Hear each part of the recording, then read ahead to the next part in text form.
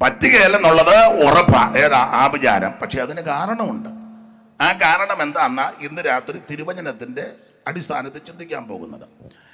വേദപുസ്തകത്തിലെ പ്രധാനപ്പെട്ട ഒരു പുസ്തകമാണ് സംഖ്യാപുസ്തകം. നമുക്കറിയാം, ആരംഭത്തിൽ മോശയുടെ 5 പുസ്തകങ്ങളാണ്. ഇതിനെ പഞ്ചഗ്രന്ഥം എന്ന് പൊതുവെ അറിയപ്പെടും. ഉൽപ്പത്തി പുസ്തകം, പുറപ്പാട് പുസ്തകം, ലേവ്യ പുസ്തകം, സംഖ്യാപുസ്തകം, ആവർത്തന പുസ്തകം. 5 പുസ്തകങ്ങളാണ്. ഇത് പഞ്ചഗ്രന്ഥം എന്ന് പൊതുവെ അറിയപ്പെടുന്നു. മോശെ ആണ് ഈ പുസ്തകങ്ങളെല്ലാം എഴുതിയത്. അപ്പോൾ ഈ പുസ്തകത്തിലെ പ്രധാനപ്പെട്ട വിഷയം നമുക്കറിയാം. ഉൽപ്പത്തി പുസ്തകം സകലത്തിൻ്റെ ഉൽപ്പത്തിയാണ്. ലോകോൽപ്പത്തി, മനുഷ്യോൽപ്പത്തി, മൃഗോൽപ്പത്തി, ജലോൽപ്പത്തി, പ്രപഞ്ചോൽപ്പത്തി, എല്ലാത്തിൻ്റെ ഉൽപ്പത്തി ഈ പുസ്തകത്തിലാണ്. ഉൽപ്പത്തി എന്ന് പേര് വരാൻ കാരണം തന്നെ പുസ്തകത്തിലെ വാക്യമാണ്. 2:4 വായിച്ചോ. ഉൽപ്പത്തി പുസ്തകം 2-ാം അധ്യായം അതിൻ്റെ 4-ാമത്തെ തിരുവെടുത്ത് വായിച്ചാട്ട് പുസ്തകത്തിന് പേര് വരാൻ ഒരു കാരണം അതാ. വായിച്ചേ 2:4 പെട്ടെന്ന് വായിരും. താളും അറിയാൻ. യഹോവയായ ദൈവം ഭൂമിയും ആകാശവും സൃഷ്ടിച്ച നാളിൽ ആകാശവും ഭൂമിയും സൃഷ്ടിച്ചതിന്റെ ഉൽപ്പത്തി വിവരം. അതുകൊണ്ടാണ് ഇതിന് ഈ പുസ്തകം പേര് കൊടുത്തേക്കുന്നത് ഉൽപ്പത്തി വിവരം എന്ന് പറഞ്ഞാൽ സകല വിവരവും ഇതിനകത്തുണ്ട്. എങ്ങനെ ഉണ്ടായത്, ആരാ ഉണ്ടാക്കിയത്, നീ തപ്പി നടക്കുമെന്നും വേണ്ട, എല്ലാ വിവരവും ഇതിനകത്തുണ്ട്. പിന്നെ വിവരമില്ലാത്ത ചില ആൾക്കാർ വേറെ ചില കാര്യം പറയുന്നുമുണ്ട്. അതിപ്പോൾ നമ്മുടെ വിഷയമല്ല. എൻ്റെ ഭാഷയിൽ പറഞ്ഞാൽ 1 സകല വിവരവും ഇതിനകത്തുണ്ട്. 2 വിവരം വെക്കാനുള്ള നല്ല പുസ്തകമായത്. ഏതെങ്കിലും വിവരദോഷികൾ എന്നെ കേൾക്കുന്നെങ്കിൽ ഈ പുസ്തകം വായിച്ചാൽ മതി. നിങ്ങൾ ചോദിക്കുമോ അങ്ങനെ വിവരം ഉണ്ടാകുമോ? എന്നെ കണ്ടു പഠിക്കും. ഒരു വിവരവും ഇല്ലായിരുന്നു. ഇച്ചിരി എന്തെങ്കിലും ഉണ്ടെങ്കിൽ അത് ഈ പുസ്തകം വായിച്ചതിൻ്റെ. നിങ്ങൾക്ക് ആർക്കെങ്കിലും തോന്നുന്നത് പുള്ളിക്ക് ഇച്ചിരി വിവരം ഉണ്ടടാ, അത് അങ്ങനെ തോന്നുന്നുണ്ടെങ്കിൽ അത് ഈ പുസ്തകം കിട്ടിയത് കൊണ്ടാണ്. അതുപോലത്തെ പുസ്തകമായത്. വിവരം ഉണ്ടാക്കുന്ന പുസ്തകമാണ്. ഈ പുസ്തകം വായിച്ചവർക്കെല്ലാം വിവരം ഉണ്ടായിട്ടുണ്ട്. ഈ പുസ്തകം ചെന്നെടുത്തും വിവരം ഉണ്ടായിട്ടുണ്ട്. ഈ പുസ്തകം എടുത്തവർക്ക് ആർക്കും ഒരു ദോഷം എടുക്കേണ്ടത് പോലെ എടുത്തവർക്ക് വന്നിട്ടുമില്ല. അപ്പോൾ ഈ പുസ്തകം ഉൽപ്പത്തി പുസ്തകം സകലത്തിന്റെ ഉൽപ്പത്തിയാണ്. 5 ദിവസം കൊണ്ട് ഭൂജര കേജര വസ്തുക്കളെ മുഴുവൻ ദൈവം സൃഷ്ടിച്ച് തദനന്തരം തൻ്റെ സാദൃശ്യത്തിലും സ്വരൂപത്തിലും മണ്ണുകൊണ്ട് ദൈവം മനുഷ്യനെ സൃഷ്ടിച്ചു. ബാക്കിയെല്ലാം ഉണ്ടാകട്ടെ, പറക്കട്ടെ, അങ്ങനെയൊക്കെയാണ് പറഞ്ഞപ്പോൾ മനുഷ്യൻ ഉണ്ടാകട്ടെ എന്നല്ല പറഞ്ഞത്. അവിടുത്തെ തൃക്കൈ കൊണ്ട് മണ്ണ് കുഴച്ച് മനുഷ്യന് രൂപമുണ്ടാക്കി. സ്വരൂപത്തിൽ മൂക്കിൽ ജീവശ്വാസം ഊതി ജീവനുള്ള ദേഹിയായി. അവിടുത്തെ സൃഷ്ടിയുടെ വൈശിഷ്ട്യമാണ് മനുഷ്യൻ. അപ്പോൾ 5 ദിവസം കൊണ്ട് കാണുന്ന സകല ജരാചരങ്ങളെ അണ്ടകടാകത്ത് എല്ലാം ദൈവം സൃഷ്ടിച്ച് 6-ാം ദിവസം തൻ്റെ സാദൃശ്യത്തിലും സ്വരൂപത്തിലും മണ്ണുകൊണ്ട് ദൈവം മനുഷ്യനെ സൃഷ്ടിച്ചു. 7-ാം ദിവസം സ്വസ്ഥതയാണ്. നമ്മൾ വചനം പഠിക്കുമ്പോൾ 6 ദിവസം ദൈവം ജോലി ചെയ്യുകയായിരുന്നു. 6 ദിവസം. 7-ാം ദിവസം സ്വസ്ഥത. മനുഷ്യനോ? നിങ്ങളിങ്ങനെ ചിന്തിക്കണം. മനുഷ്യനെ എത്രാം ദിവസമാണ് സൃഷ്ടിച്ചത്? 6-ാം ദിവസം. 6-ാം ദിവസമാണ് മനുഷ്യനെ സൃഷ്ടിച്ചത്. മൂക്കിൽ ഊതി ജീവശ്വാസമുള്ള ദേഹിയായി എഴുന്നേറ്റ്. പുള്ളിക്ക് പിറ്റേ ദിവസം തന്നെ സ്വസ്ഥതയാണ്. ദൈവത്തിൻ്റെ കാരണം ദൈവം 6 ദിവസവും പ്രവൃത്തിയായിരുന്നു. 6-ാം ദിവസമാണ് മനുഷ്യനെ സൃഷ്ടിച്ചത്. 7-ാമത്തെ ദിവസമാണ് ദൈവത്തിന് സ്വസ്ഥത. മനുഷ്യനോ? സൃഷ്ടിച്ചതിൻ്റെ പിറ്റേ ദിവസമേ. അതിനകത്ത് ഒരു ആത്മീക പാഠം. നമ്മൾ സ്വസ്ഥതയോടെ ജീവിക്കാനാണ് ദൈവം ഇഷ്ടപ്പെടുന്നത്. ചുമ്മാ കിടന്ന് അലച്ചും വെപ്രാളപ്പെട്ടിട്ടൊന്നും വലിയ കാര്യമില്ല. നമുക്ക് സ്വസ്ഥത. ആ സ്വസ്ഥത, ആശ്വാസം, സമാധാനം യേശുവില്ല. നമുക്ക് ആ ഭാഗത്ത് പിന്നെ വരാം. അപ്പോൾ ദൈവം ഇതെല്ലാം സൃഷ്ടിച്ചു. ഉൽപ്പത്തി പുസ്തകം നമുക്കറിയാം 50 അധ്യായമാണ്. 50 അധ്യായം. പുറപ്പാട് 40 അധ്യായം. ലേവ്യ പുസ്തകം 27 അധ്യായം. സംഖ്യാപുസ്തകം 36 അധ്യായം. ആവർത്തന പുസ്തകം 34 അധ്യായം. അപ്പോൾ ഉൽപ്പത്തി പുസ്തകം 50 അധ്യായമുണ്ട്. ഈ തുടക്കമുണ്ട്. ഉൽപ്പത്തി പുസ്തകം തുടങ്ങുന്നത് ദൈവത്തിലാണ്. വായിച്ചേ മോനെ. പേര് ഞാൻ മറന്നു. സ്റ്റീവ്. നല്ല പേരാ. സായിപ്പന്മാരുടെ പേരാ. പേര് കളയരുത്. വായിരും. ഒന്നിൻ്റെ ഒന്ന്. ആദിയിൽ ദൈവം. മതി. ആദിയിൽ ദൈവം. പദം കണ്ടോ? ആദിയിൽ ദൈവം. ദൈവത്തിലാ തുടങ്ങിയത്. ദൈവത്തിൽ തുടങ്ങിയെങ്കിലും 3-ാം അധ്യായത്തിൽ ദൈവത്തിൽ നിന്നെല്ലാം വിട്ടു. ദൈവത്തിലാ തുടങ്ങിയത്. പക്ഷെ 3-ാം അധ്യായത്തിൽ വായിക്കുന്ന ദൈവം വന്നപ്പം രണ്ടുപേരുടെ ഒളിച്ചു കളിക്കുക. നീ നോക്കടി എന്ന് പറഞ്ഞു. ആ വരുന്നുണ്ട് അച്ഛാ നോക്ക്. ഓ ഞാൻ നോക്കിയാ എന്നെ കാണും. പാത്ത് കളിക്കുക. ദൈവത്തിൽ നിന്ന് അകന്നെന്ന് പേടിച്ച് ഒളിച്ചിരിക്കുക. മറ്റതെന്നും ദൈവം വരുമ്പം കൂടെ ചെല്ലുക, കൂടെ നടക്കുക. കൽപ്പനാലംഘനത്തിൽ അകപ്പെട്ട് ഇപ്പൊ പാത്തിരിക്കുക, മരത്തിന് പാത്തിരുന്ന. ഒടുവിൽ ദൈവത്തിൽ നിന്ന് അകന്നു, ഇറക്കി വിട്ടു തോട്ടത്തിൽ നിന്ന് ഇറക്കി വിട്ടു. ദൈവത്തിൽ നിന്ന് അകന്നു. ദൈവത്തിൽ തുടങ്ങി ദൈവവുമായിട്ട് നടന്ന് ഒടുവിൽ ദൈവത്തെ വിട്ട് ദൈവത്തിൽ നിന്ന് അകന്നു. അതുകൊണ്ട് സംഭവിച്ചത് എന്നതാ, ആ 50 അധ്യായമുണ്ട്. 50-ാം അധ്യായം അവസാനിക്കുന്ന ഏതാ? ദൈവത്തിൽ നിന്ന് വിട്ടത് കൊണ്ട് 50-ാം അധ്യായം പര്യവസാനിക്കുന്ന ശവപ്പെട്ടിയില്ല. വായിച്ച് 50-ന്റെ ഒരു ഒടുവിലത്തെ വാക്യം, 50-ാം അധ്യായത്തിന്റെ ഒടുവിലത്തെ വാക്യം വായിരും. യോസെഫ് 110 വയസ്സുള്ളവരായി യോസെഫ് 110 വയസ്സുള്ളവനായി മരിച്ചു. അടുത്തത്, അവർ അവന് സുഗന്ധവർഗമിട്ട് അവനെ മിസ്രൈമിൽ ഒരു ശവപ്പെട്ടിയിൽ വെച്ചു. പിന്നെ വാക്യം വല്ലതും ഉണ്ടോ? ഇല്ല. അതാ പറഞ്ഞു തീർന്നു, ശവപ്പെട്ടി കൊണ്ട് തീർന്നു. അപ്പൊ 1-ാം അധ്യായത്തിൽ ആരംഭിച്ചത് ദൈവത്തിലാ. സ്തോത്രം. പക്ഷെ ദൈവത്തിൽ നിന്ന് അകന്നു, ദൈവസന്നിധിയിൽ നിന്ന് വിട്ടുപോയി. മനുഷ്യന്റെ ദയനീയത ഒടുവിൽ ശവപ്പെട്ടി വന്ന് കയറി. അല്ല, എല്ലാവരെയും പ്രതീക്ഷിച്ചൊരു ശവപ്പെട്ടി ഇരിപ്പുണ്ട്. ശവപ്പെട്ടി നിങ്ങൾക്ക് എല്ലാവരും ശവപ്പെട്ടി എവിടാന്നറിയാൻ മേലും ഉണ്ട്. ഒടുവിൽ സൂക്ഷം ചെന്ന് അതിലോട്ട് കയറുക. അപ്പം എനിക്കറിയാനുള്ളത്, ശവപ്പെട്ടിയിൽ കയറുന്നതിന് മുമ്പ് നീ യേശുവിനെ രക്ഷിതാവായി സ്വീകരിച്ചോ. യേശുക്രിസ്തുവിനെ രക്ഷിതാവായി സ്വീകരിച്ച് ഈ ശവപ്പെട്ടി കയറുകയാണെങ്കിൽ നിന്റെ ജീവിതം ശവപ്പെട്ടി കൊണ്ട് തീരുകയല്ല. അതാ യോസേഫ് മരിക്കുന്നതിന് മുന്നേ സഹോദരന്മാരോട് പറഞ്ഞു, പിന്നെ ഞാൻ മരിക്കാൻ പോവുക, ഞാൻ മരിക്കുക. പക്ഷേ നിങ്ങളെ ദൈവം സന്ദർശിച്ച് ഈ മിസ്രയീമിൽ നിന്ന് കനാനിലോട്ട് കൊണ്ടുപോകും.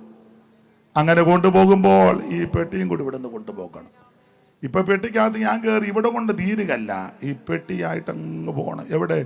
അങ്ങ് ചെല്ലണം. ദൈവമക്കളുടെ ജീവിതം പെട്ടിക്കകത്ത് കയറി തീരുകയല്ല, ഇതിനപ്പുറം ഒരു ജീവിതമുണ്ട്.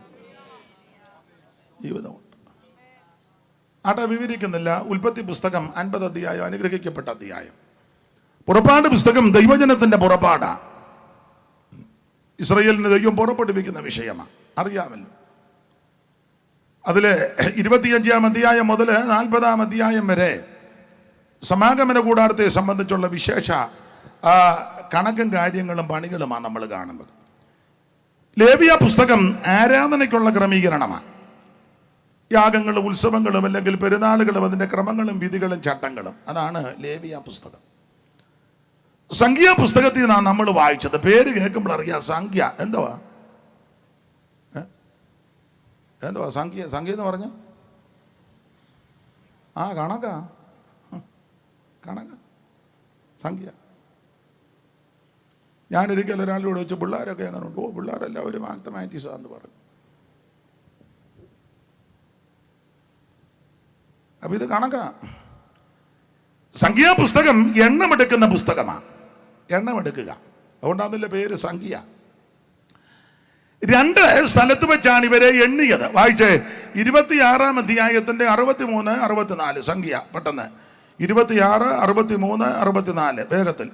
എരിഹോവിന്റെ സമീപത്ത് യോർദാൻ അരികെ മോവാബ് സമഭൂമിയിൽ വെച്ച് ഇസ്രായേൽ മക്കളെ എണ്ണിയപ്പോൾ എണ്ണമെടുക്കുന്ന പുസ്തകമാ, കണക്കെടുക്കുന്ന പുസ്തകമാ.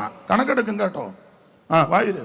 മോശയും പുരോഹിതനായ എലയാസറും എണ്ണിയവർ ഇവർ തന്നെ. അടുത്ത വാക്യം. എന്നാൽ മോശയും അഹരോൻ പുരോഹിതനും സീനായി മരുഭൂമിയിൽ വെച്ച് ഇസ്രായേൽ മക്കളെ എണ്ണിയപ്പോൾ അവർ എണ്ണിയവരിൽ ഒരുത്തനും ഇവരുടെ കൂട്ടത്തിൽ ഉണ്ടായിരുന്നില്ല. കണക്കെടുക്കുന്ന പുസ്തകമാണ്.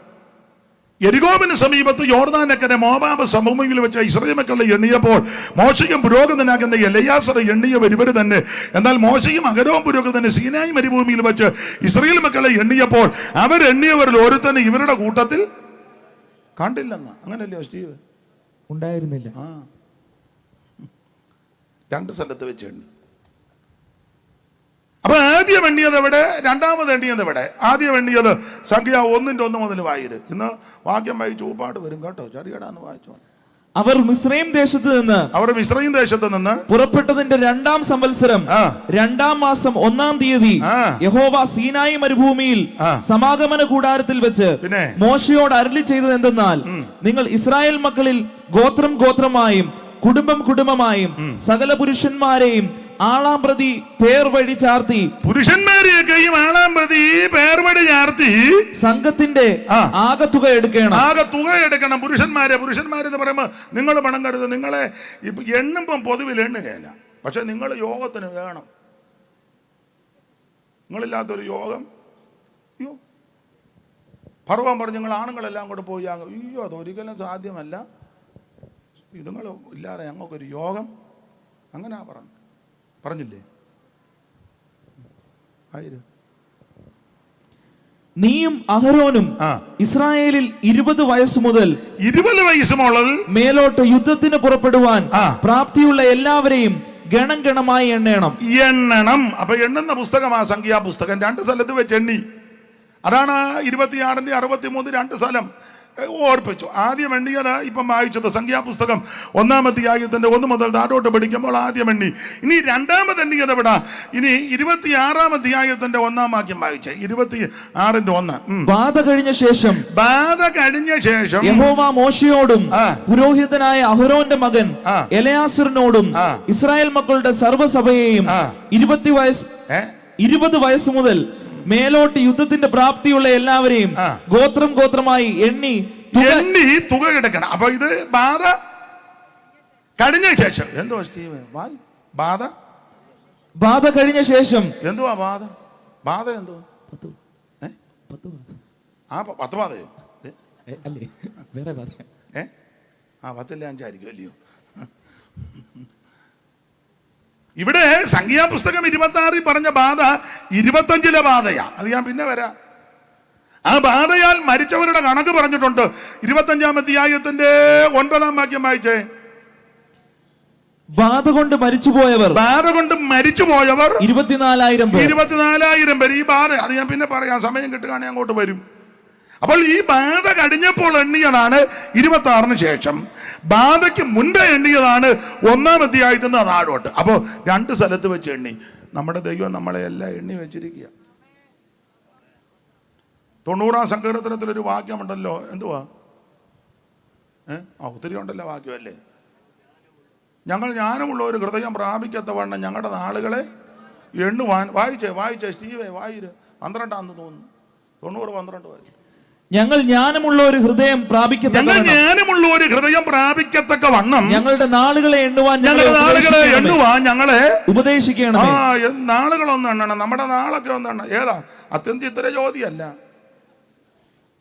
ഭാഷ ഞാനും അത് ഓർക്കുക. നാളൊന്ന് ഞങ്ങളുടെ അമ്മാമ്മയുടെ മകവാ, എൻ്റെത് ആയില്യം, ഒരു ഗുണവും ഇല്ല.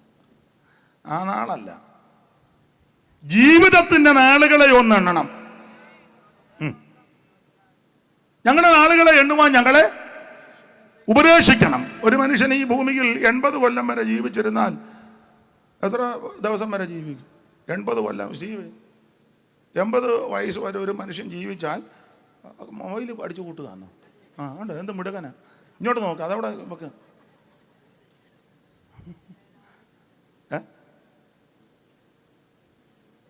27,000 ഏത് സ്കൂളിലാണ് പഠിച്ചത്? വെച്ചുവച്ചറയില്ലാന്നോ അതോ? 29,220.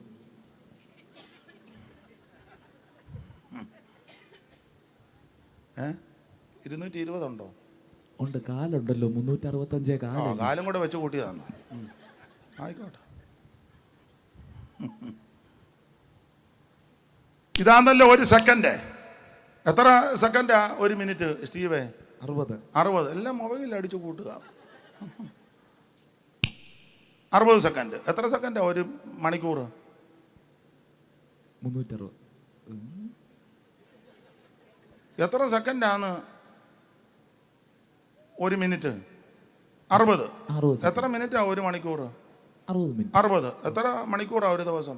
24. എത്ര ദിവസം ഒരാഴ്ച? 7. എത്ര ആഴ്ചയാ ഒരു മാസം? ഓടെ ഒരു കണക്ക് പറഞ്ഞാൽ മതി. 4, ഏകദേശം 4. എത്ര മാസമാ ഒരു വർഷം? 12. എത്ര ദിവസമാ ഒരു വർഷം? 365 കാല്. അപ്പം 80 വർഷം വരെ ജീവിക്കുന്ന മനുഷ്യൻ ഏതാണ്ട് 29,220 കാലൂടെ വെച്ച് കൂട്ടി നമുക്ക് ഒരു കണക്ക് തയ്ക്കാൻ വേണ്ടി 30,000 എന്ന് എടുക്കാം. എന്താ പണക്കമുണ്ടോ? ഇല്ല. ഒരു മനുഷ്യൻ ഈ ഭൂമിയിൽ ജീവിക്കുമ്പോൾ 80 വർഷം 80 വയസ്സ് വരെ ജീവിച്ചാൽ ഏതാണ്ട് ഒരു കണക്ക് പറയാ 30,000 ദിവസം. ഇത് നാളുകൾ എണ്ണണമെന്നാ. ഈ 30,000 ദിവസം ഈ ഭൂമിയിൽ നമുക്ക് 80 വയസ്സ് വരെ ജീവിക്കുന്നവർക്കാ.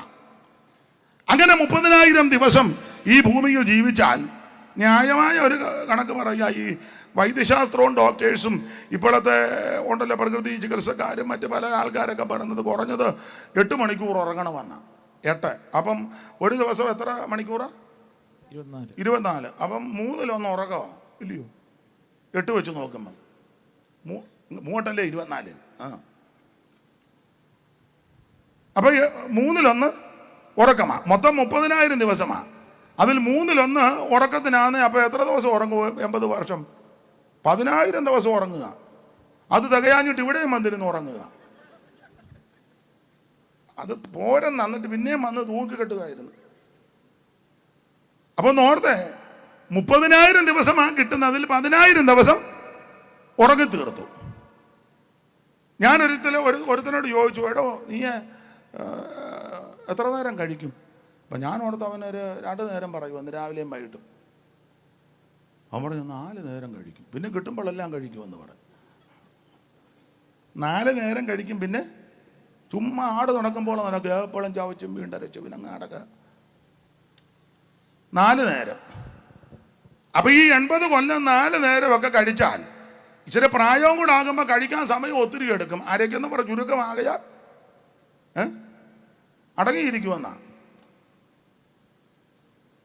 ഒത്തിരി സമയമെടുക്കും. അങ്ങനെയൊക്കെ നോക്കിയാൽ ഞാൻ ന്യായമായ ഒരു കണക്കൊക്കെ എടുത്ത് ഏതാണ്ട് 5,000 ദിവസം കഴിക്കാനെടുക്കും. അപ്പോൾ എത്ര പോയി? മൊത്തം 15,000 ദിവസം പോയി. പോയിട്ട് എത്രയുണ്ട്? 15. ഈ 15-ലെ ജോലി, കൂലി, വീട്ടിലെ വേല, യാത്ര, ബന്ധുവീട്ടിൽ പോക്ക്, കല്യാണം, ചടങ്ങ്, അങ്ങനെയുള്ള ഒത്തിരി ഉണ്ട്. പിന്നെ കുളി, ദേവാര, ഒരുക്കം, ഇതെല്ലാം നിങ്ങൾ ന്യായമായിട്ട് ചിന്തിച്ചോ. ചിലരൊക്കെ എന്തും വേണ്ട ഒരുങ്ങിയോട്ടോ അങ്ങോട്ട് തൃപ്തിയും വരുന്നില്ല. ഒരുങ്ങി എല്ലാം ഉടുത്തൊരുങ്ങി നോക്കി എന്നിട്ട് പുള്ളിയോട് പറയാം നോയിക്കേ ഉണി അവൻ വലിയ കുഴപ്പമില്ല. ചുമ്മാ കള്ളം പറയരുത്. എന്നിട്ട് ഇവിടെ വന്നിട്ട് എൻ്റെ അമ്മാമ്മ പെട്ടെന്ന് അതുകൊണ്ട് ഒരുങ്ങി ഒന്നുമില്ല, എടുത്ത് ഉടുത്തോണ്ടിഞ്ഞ് എത്ര നേരം കഴിഞ്ഞാ. അപ്പൊ ചിലര് പാസ്റ്റർമാരും ഭയങ്കരമായിട്ട് ഒരുക്കമുള്ളവരുണ്ട്. യോഗ്യമായിട്ട് വരണം, പക്ഷെ യോഗ്യമല്ല, കണ്ടമാനം. വണ്ടിക്കകത്തൊക്കെ എന്തെല്ലാം സാധനങ്ങളാണെന്നറിയാം. തൂക്കുന്നത്, വെടുക്കുന്നത്, പെയിൻറ്റും എല്ലാം. അത് അടിച്ചു വെച്ചാൽ സ്റ്റേജിൽ കയറി വീഡിയോയ്ക്ക് നിൽക്കണ്ടേ. വീട്ടിൽ ചെല്ലുമ്പോൾ കണ്ട പുള്ളിയല്ലേ സ്റ്റേജിൽ നിൽക്കുന്നത്. വീട്ടിൽ ചെന്നപ്പോൾ 2.5 വാരുന്നു, സ്റ്റേജിൽ വന്നപ്പോൾ തായ്പനെ പോലെ. ഏതാണ്ട് എല്ലാം ഉള്ള നേരം കൊണ്ട് ഒത്തിരി. നിങ്ങളാരും അങ്ങനെ ചെയ്യുന്നില്ലെന്നുള്ളോ ഇഷ്ടം പോലെ. എന്തോ ഈ ബ്യൂട്ടി പാർലറിലൊക്കെ കയറി ഒരുങ്ങിയിട്ട് കൺവെൻഷന് പോകുന്ന ആൾക്കാർ ഉണ്ട്. ആട്ടെ, ചിലർ ആരാധിക്കത്തില്ലല്ലോ. കാരണം ഇതെല്ലാം തേച്ചതെല്ലാം ഒലിച്ചു പോയാൽ കൈയടിച്ച് ആരാധിക്കുമോ? ഒപ്പിച്ച് സെറ്റ് ചെയ്ത് വെച്ചേക്കല്ലേ. എന്നോട് ചിലർ ചോദിക്കും, പാസ്റ്റർ ഒരു ഫോട്ടോ വേണം. ഞാൻ പറഞ്ഞു എല്ലാം ഒരുപോലെ ആയിരിക്കുന്നത്, പിന്നെ എന്തോ വേറെ. എന്നോട് ചോദിച്ചായിരുന്നു. അങ്ങനല്ലേ ഞാൻ പറഞ്ഞു, ഇതുപോലല്ലേ എല്ലാം ഇതുപോലെ, പിന്നെ ഏതെടുത്താൽ തന്നെ. അപ്പൊ ചുരുക്കി പറഞ്ഞാൽ ഒരുങ്ങുന്നതിന് ഞാൻ എതിരല്ല, പക്ഷെ കണ്ടമാനം ഒത്തിരി വെച്ച് കെട്ടും എല്ലാം തൂത്തും തുടച്ചും ഒക്കെ വലിയ അങ്ങനെ എല്ലാം കൂടെ ഒരു ഈ കഴിപ്പും കുടിപ്പും ഒരുക്കവും പോക്കും വരവും എല്ലാം കൂടെ ഒരു 10,000 ദിവസം അങ്ങനെ അങ്ങ് മാറുക. 5,000 കഴിക്കാൻ, 10,000 ഉറങ്ങാൻ, ഒരുക്കവും ദേവാരവും കുളിയും പോക്കും വരവും ജോലിയും ബത്തപ്പാടും എല്ലാം കൂടെ 10,000. അപ്പം 10 10 20 എത്രയായി? 25. പിന്നെ ആകെ കൂടെ കർത്താവിന് വേണ്ടി വല്ലതും ചെയ്യാൻ കിട്ടുന്നത് എത്ര ദിവസമാണ്? നിങ്ങളങ്ങ് പറ. 5,000. 80 വയസ്സ് ജീവിക്കുന്നവർക്കാണേ. ഞാനും നിങ്ങളുമൊക്കെ ജീവിതത്തിന്റെ സായാഹ്നത്തിലാ പലരും യേശുവിനെ കണ്ടേ. ചിലർ ജീവിതത്തിന്റെ മധ്യഭാഗത്തോടടുത്താ യേശുവിനെ കണ്ടേ. നമ്മുടെ നാളുകളെ ഒന്ന് എണ്ണുന്ന നല്ലതാ. ഞാൻ ആ ഭാഗം വിവരിക്കുന്നതിന് വിട്ടേക്കാം. സംഖ്യാപുസ്തകം എണ്ണമെടുക്കുന്ന പുസ്തകമാ. ഇന്ന് രാത്രി നമ്മളെല്ലാവരും നമ്മുടെ ജീവിതത്തെ ഒന്ന് എണ്ണണം. കണക്കെടുത്തോണ്ടിരിക്കുക ദൈവം. അപ്പൊ സംഖ്യാപുസ്തകം കണക്കെടുക്കുന്ന പുസ്തകമാണ്. കണക്കെടുത്തിൻ പ്രമാണി കുറിച്ച തെറ്റുകൾക്കെല്ലാം കണക്കെടുത്തിൻ പ്രമാണി കുറിച്ച തെറ്റുകൾക്കെല്ലാം ശരിക്കൊരു തരം നൽകാൻ നിനക്കു വല്ലതുമുണ്ടോ? അവസരം ഇനിയുമുണ്ടോ?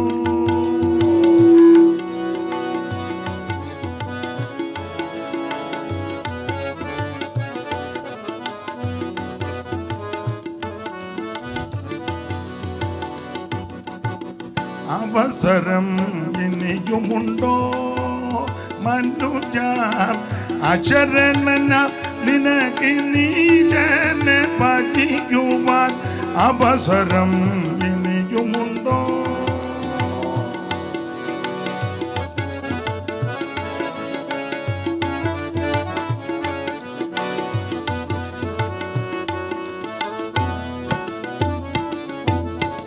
ഇന്ന് രാത്രി എന്നെയും നിങ്ങളെയും ദൈവം നന്നായിട്ട് എണ്ണുന്നുണ്ട്. നമുക്ക് ഭാഗം വിട്ടേക്കാം.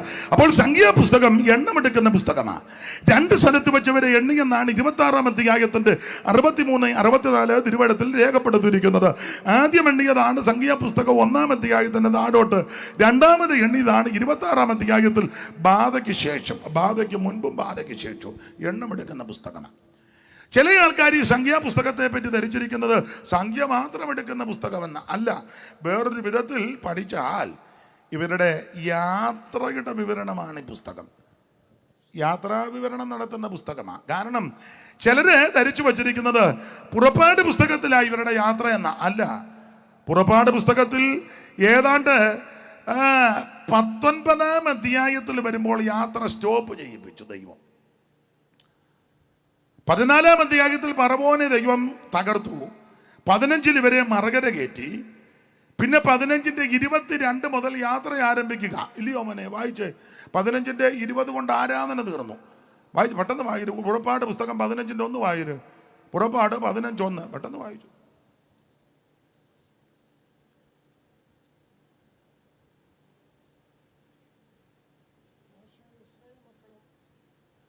താളൊന്നും അറിയുന്നു. മോശയും ഇസ്രായേൽ മക്കളും അന്ന് യഹോവയ്ക്ക് സങ്കീർത്തനം പാടി. അപ്പൊ അന്ന് ഏതാ ഫറവോനും സൈന്യവും ചെങ്കടലിൽ മുങ്ങി താന്നു. അത് 14-ലെ ഇവർ അക്കരെ കയറി. അന്ന് ഇവര് പാട്ട് പാടി. ഞാൻ യഹോവയ്ക്ക് പാട്ട് പാടും. അപ്പൊ പാട്ട് പാടി ദൈവത്തെ ആരാധിച്ചു. 20-ാം വാക്യം വായിച്ച സഹോദരിമാര് മുന്നോട്ട് വന്നു.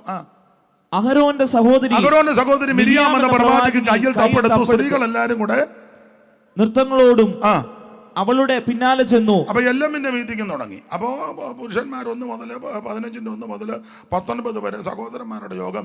20-ല് എല്ലമ്മ തുടങ്ങി. എല്ലമ്മെന്നല്ലേ പറഞ്ഞു? ഇരിക്കട്ടെ എല്ലമ്മ, അവരില്ലാതെ കാര്യം നടക്കൂ.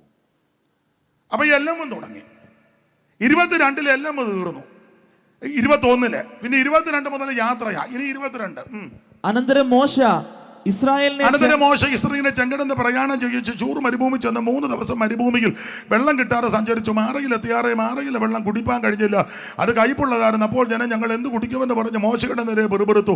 അവൻ യഹോവയോട് അപേക്ഷിച്ചു. യഹോവ വൃക്ഷം കാണിച്ചു. അവനത് വെള്ളത്തിലിട്ടപ്പോൾ വെള്ളം മധുരമുള്ളതായി തീർന്നു. അവിടെ വെച്ച് അവരെ പരീക്ഷിച്ച് ചട്ടവും പ്രമാണവും കൊടുത്തു. നിന്റെ ദൈവമായ യഹോവയുടെ വാക്ക് നീ ശ്രദ്ധയോടെ കേട്ടവന് പ്രസാദമുള്ളത് ചെയ്യുകയും അവന്റെ സകല കൽപ്പനകളും വിധികളും പ്രമാണിക്കുകയും ചെയ്താൽ മിസ്രയീമ്യർക്ക് വരുത്തി ഒരു വ്യാധിക്ക് ഞാൻ നിനക്ക് വരുത്തുകയില്ല. ഞാൻ നിന്നെ സൗഖ്യമാക്കുന്ന യഹോവയാകുന്നു. 27-ാം ഭാഗത്ത് പിന്നെ അവർ എലീമിലെത്തി. അവിടെ 12 നീരറും 70 ഈന്തപ്പനയും അവിടെ അവർ വെള്ളത്തിനിരിക്കെ പാളയം ഇറങ്ങിയെന്ന. പിന്നെ 16-ാം അധ്യായത്തിൽ ഇവര് സീൻ മരുഭൂമിയിൽ വന്നു. 16. അവർ എലീമിൽ നിന്ന് യാത്ര പുറപ്പെട്ട് ഇസ്രായേൽ മക്കൾ മിസ്രൈം ദേശത്ത് നിന്ന് പുറപ്പെട്ട 2-ാം മാസം 15-ാം തീയതി അവരുടെ സംഘമൊക്കെയും എലീമിനും സീനായിക്കും മധ്യേയുള്ള സീൻ മരുഭൂമിയിൽ വന്നു. അപ്പൊ ഇവിടെ വന്ന് യാത്ര സ്റ്റോപ്പ് ചെയ്യിപ്പിക്കുക. സീൻ മരുഭൂമിയിലെത്തി. 17-ാം അധ്യായത്തിൽ രഫീദീമിലെത്തി. 17:1 പെട്ടെന്ന് വായിച്ചു. പുതിയ ബൈബിളാണോ? താള് മറിക്കാനൊരു. അനന്തരം ഇസ്രായേൽ മക്കളുടെ സംഘം എല്ലാ സീൻ മരുഭൂമിയിൽ നിന്ന് പുറപ്പെട്ടു. യഹോവയുടെ കൽപ്പന പ്രകാരം ചെയ്ത പ്രയാണങ്ങളിൽ രഫീദീമിലെത്തി. അവിടെ വെച്ച് അമാലേക്കര് വന്നു. 17:8 വായിര്.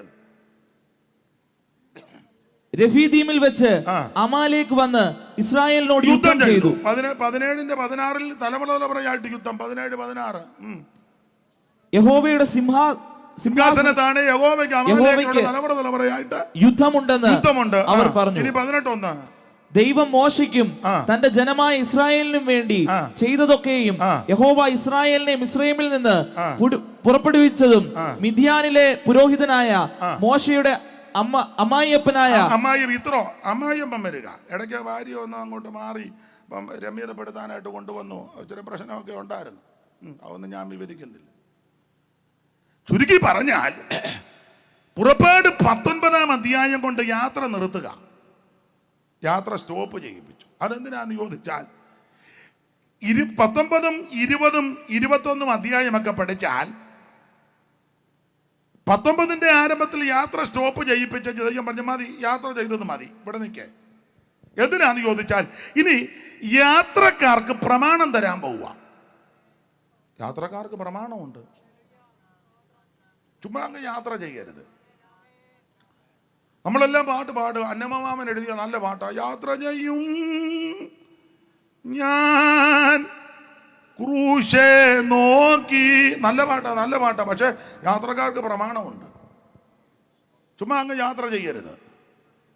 ആ യാത്രക്കാർക്കുള്ള പ്രമാണം കൊടുക്കാനാണ് ആ 20, 21 അധ്യായമത്തിലൊക്കെ പ്രമാണമാ. 10 കൽപ്പന അതിനോട് ബന്ധപ്പെട്ടത് പ്രമാണമാ. ക്രിസ്തീയ യാത്രയിലും പ്രമാണമുണ്ട്. നിങ്ങൾ സ്കൂളിൽ നിന്നും കോളേജിൽ നിന്നും ഒക്കെ ടൂർ കൊണ്ടുപോകുമല്ലോ, പോയിട്ടുണ്ട്.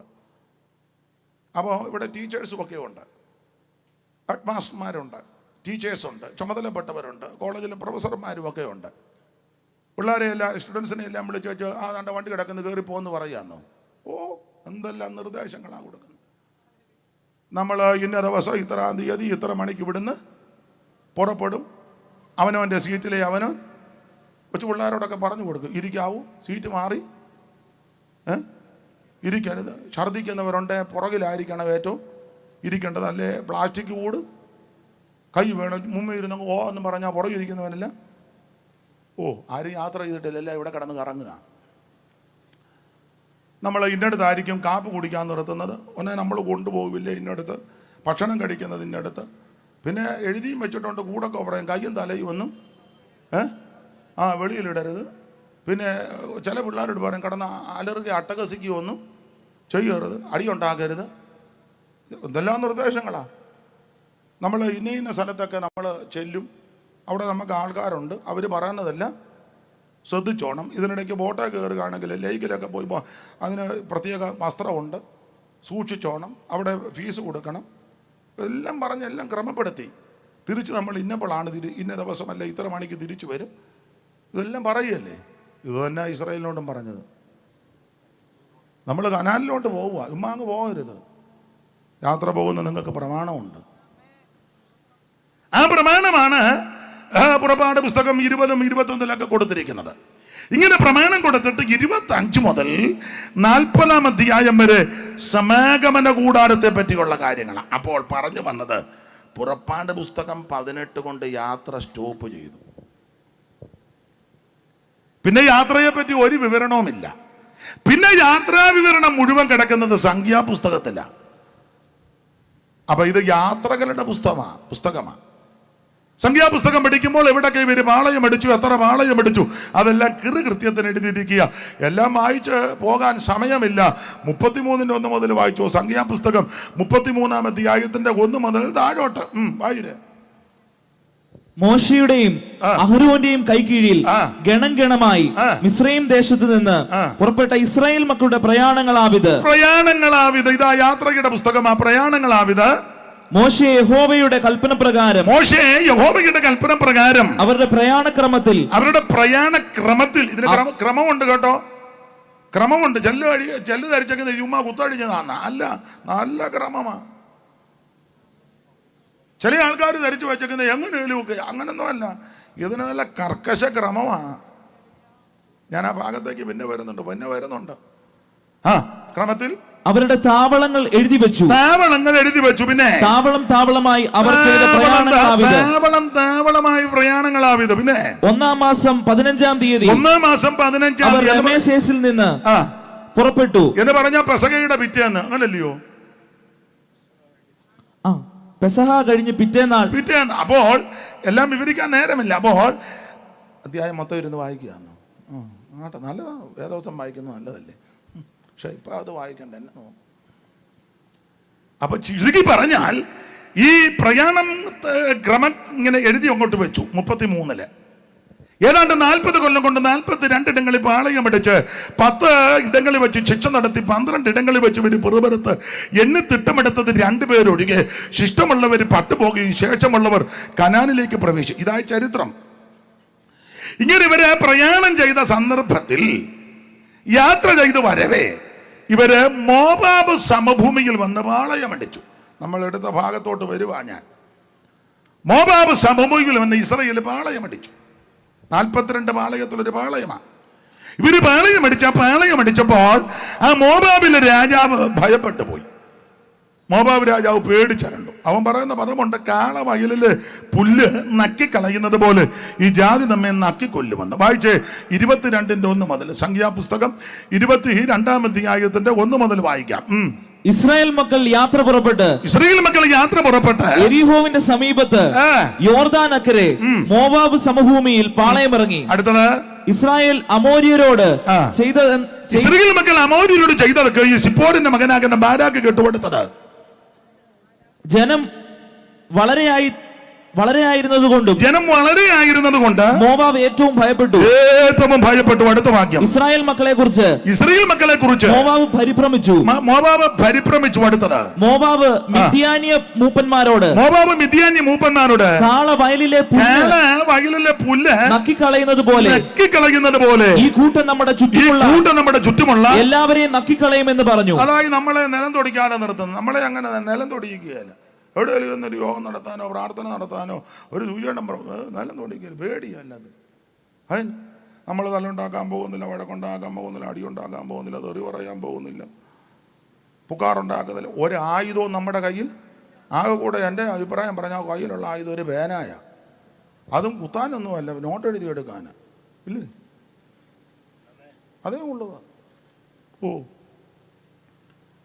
നമ്മുടെ സഭാകോളി വന്നാലും ഒന്നുമില്ല, ഒരു പാരയില്ല. വേറെ പാരയുണ്ട്, ഉദ്ദേശിച്ച പാരയൊന്നും ഒരു പേനാക്കത്തി പോലും ഒന്നുമില്ല. പിന്നെ പെയ്തോമ് ചേർന്നാണെങ്കിൽ അടുക്കളയിൽ സഹോദരിമാർ പെരുമാറാനായിട്ട് വല്ല കത്തിയോ കറക്കത്തിയോ ഒക്കെ. അല്ലാതെ സഭാകോളിലൊന്നും ഇടികെട്ടയില്ല, നെഞ്ചക്കില്ല, വടിവാളില്ല, മുളക് പൊടിയില്ല, നാടൻ ബോംബില്ല. എന്നാൽ ചിലടത്ത് നിന്നൊക്കെ എന്തെല്ലാം കണ്ടുപിടിക്കുന്നത്. വടിവാള് പലതരത്തിൽ, കൊടുവാളും വടിവാളും മലപ്പുറം വരെ. നിങ്ങൾ ഈ കേരളത്തിലൊന്നും അല്ലേ? ഉള്ള കാര്യമായി പറയാൻ. നമ്മുടെ സഭാകോളിലോട്ടൊന്ന് വന്നേ. പഴയ കോളിൽ അന്നേ പൊട്ടിയ തമ്പേർ 2 എണ്ണം കെട്ടി തൂക്കിയിട്ടിരിക്കുക. കുക്കു സാഹിബിന്റെ കാലം മുതൽ അടിച്ചതാ 2 എണ്ണം. പിന്നെ ഇപ്പം പിന്നെ തമ്പേർ മിക്കടത്തും ഇല്ല. പിന്നെ ചില അപ്പച്ചന്മാരുള്ളിടത്ത് അവർ പിടിവാശി ഉള്ളത് കൊണ്ട് അതുങ്ങൾക്ക് അടിക്കാനും പറ്റില്ല. ഇങ്ങനെ ടിൻ ടിൻ ടിൻ ടിൻ്റെ ടിൻ തമ്പാർ അടിക്കുക, വായിക്കുകയല്ലല്ലോ. പിന്നെ ഇപ്പം കൊച്ചുങ്ങൾ ഇതെല്ലാം കൂടെ എടുത്ത് പോയി അങ്ങ് പേരിപ്പിച്ചു. ഞാൻ പറഞ്ഞു ഒരായുധവും നമ്മുടെ സഭാകോളിലില്ലെന്നായി. നമ്മളൊരു പരസ്യോഗത്തിന് പോയാൽ നമ്മുടെ വണ്ടിക്കകത്തൊരു പേനാക്കത്തി പോലും ഇല്ല. എന്നാലും നമ്മളെ അങ്ങ് പേടിയാ, നിലത്തും താഴെ നിർത്തുകയല്ല. ഇല്ലേ? ഇടോ ഞങ്ങൾ യോഗം നടത്തുമ്പം വന്ന് നോക്ക്. അതായത് ഇവിടെ ഒന്നുമില്ല മൈക്കും ഇതിൻ്റെ സ്റ്റാൻഡൊക്കെ ഉണ്ടെന്നേ ഉള്ളൂ. ഈ സ്റ്റേജിനടി വടിവാളില്ല, പാഷന്മാരുടെ ഏണിനകത്ത് കത്തി ഒന്നുമില്ല. ഉണ്ടോ? ഒന്നുമില്ല. ഇവിടെ ഗുണ്ടകളെ ഇറക്കിയിട്ടില്ല. ആരിലും വന്ന നാവിക്കൊരു താങ്ങ് എല്ലാവരും ഇരുന്ന് സ്വോത്രം പറയാം. പിന്നെയും കസേര കൊണ്ടുവന്നാണ്ടിരിക്കുന്നു, ആരും അനങ്ങത്തില്ല. എത്തി നോക്കുന്നു. ഉള്ള കാര്യമായി പറയാം. അപ്പൊ ഈ പറഞ്ഞതിന്റെ പൊരുൾ എന്തെന്ന് ചോദിച്ചാൽ ഒരായുധവും നമ്മുടെ കയ്യിലില്ല, ഒരനാവശ്യവും പറയുന്നില്ല, ആരോടും കയറി ഉടക്കുന്നുമില്ല. എന്നാലും നമ്മളെ നിലത്തും താഴെ.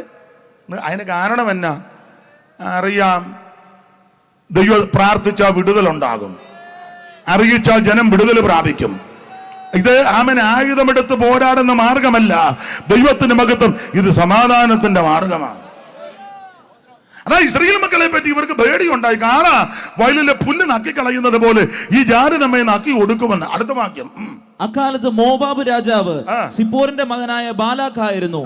അവൻ ബെയോരിന്റെ മകനായ ബിലയാമിനെ വിളിപ്പാൻ അവന്റെ സ്വജാതിക്കാരുടെ ദേശത്ത് നദീതീരത്തുള്ള പെദോരിലേക്ക് ദൂതന്മാരെ അയച്ചു. അല്ല, അതിനിടയ്ക്ക് മൂപ്പന്മാര് പറയുന്ന കാര്യമൊക്കെ ഉണ്ടല്ലോ.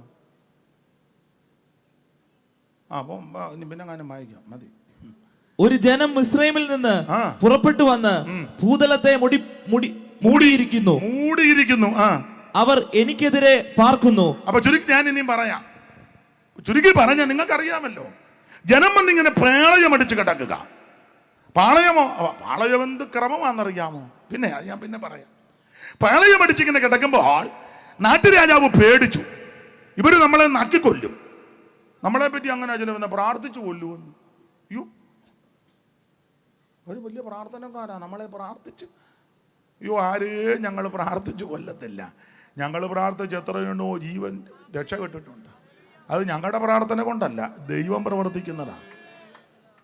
അതുകൊണ്ട് ഞാൻ നാട്ടുകാരോട് എന്നെ കേൾക്കുന്നുണ്ട്, ഞങ്ങളാരെയും പ്രാർത്ഥിച്ച് കൊല്ലാറില്ല. ചാകാൻ കടന്നതിൻ്റെയൊക്കെ എടുക്കുക ഞങ്ങൾ എന്ന് പ്രാർത്ഥിച്ചു, ദൈവം അവരെ എഴുന്നേൽപ്പിച്ചിട്ടുണ്ട്. ഇവിടെ ഈ മൈക്ക് അങ്ങോട്ട് കൊടുത്താൽ ഇതിനകത്ത് ആരേലും രണ്ടുപേര് പറയോ ഞാൻ അങ്ങേയറ്റാൻ പറ്റിയതാ, ദൈവമക്കൾ പ്രാർത്ഥിച്ച് എനിക്ക് ജീവൻ തന്നതാ. പ്രാർത്ഥിച്ച് കൊല്ലുകയല്ല, പ്രാർത്ഥിച്ച് എഴുന്നേൽപ്പിക്കുക. എന്നാലും നമ്മളെ പറ്റി ഇങ്ങനെയുള്ള ആക്ഷേപങ്ങളൊക്കെ പ്രാർത്ഥിച്ച് കൊല്ലും. പണ്ടൊരാൾ പറഞ്ഞു, ഇവർ പ്രാർത്ഥിച്ചു കഴിഞ്ഞാൽ കാപ്പി തരും, അതിനകത്ത് കൂടോത്രം ചെയ്യാന്ന്. പൊട്ടത്തരം പറയുക. അപ്പോൾ അവർ നാത്തും ചോദിച്ചു എങ്ങനെയാണ് ആ പ്രാർത്ഥന വിളി എന്നൊക്കെ പറയാം. കൂടോത്രം ചെയ്യുന്നതാണ്. തള്ളക്കറിയാവോ ആത്മാവിൽ വല്ലതും ആയത്? പുളിപുളിപുളിപുളിപുളാന്ന് എന്താണ്ടൊക്കെ പറയാം. കൂടോത്രമാണ്. നമ്മൾ ആ കാപ്പി കുടിച്ചാൽ നമ്മളും ഇതിനകത്താകുമെന്ന്. അതുകൊണ്ട് അവിടെ ഒക്കെ കാപ്പി കൊണ്ട് കൊടുത്തിട്ട് മേടിച്ചേ ഇല്ല. അവിടെ നാത്തും പറഞ്ഞു കൊടുത്ത് കുടിക്കുന്നു. എൻ്റെ പൊന്നച്ചാ, ഇത് കൂടോത്രവും ആഭിചാരവും ഒന്നുമല്ല. ഞങ്ങൾ സ്തോത്രം പറഞ്ഞു തരിക. ദൈവം നിന്നെ കണ്ടതുകൊണ്ട് ദൈവം നിന്നെയും ചേർക്കുക. അപ്പം നമ്മളെ പറ്റി ഒത്തിരി ആക്ഷേപങ്ങളുണ്ട്. അതിലൊന്നിതാ. അപ്പൊ ചുരുക്കി പറഞ്ഞു, ഈ ജാതിയെ നമുക്ക് തകർക്കണം.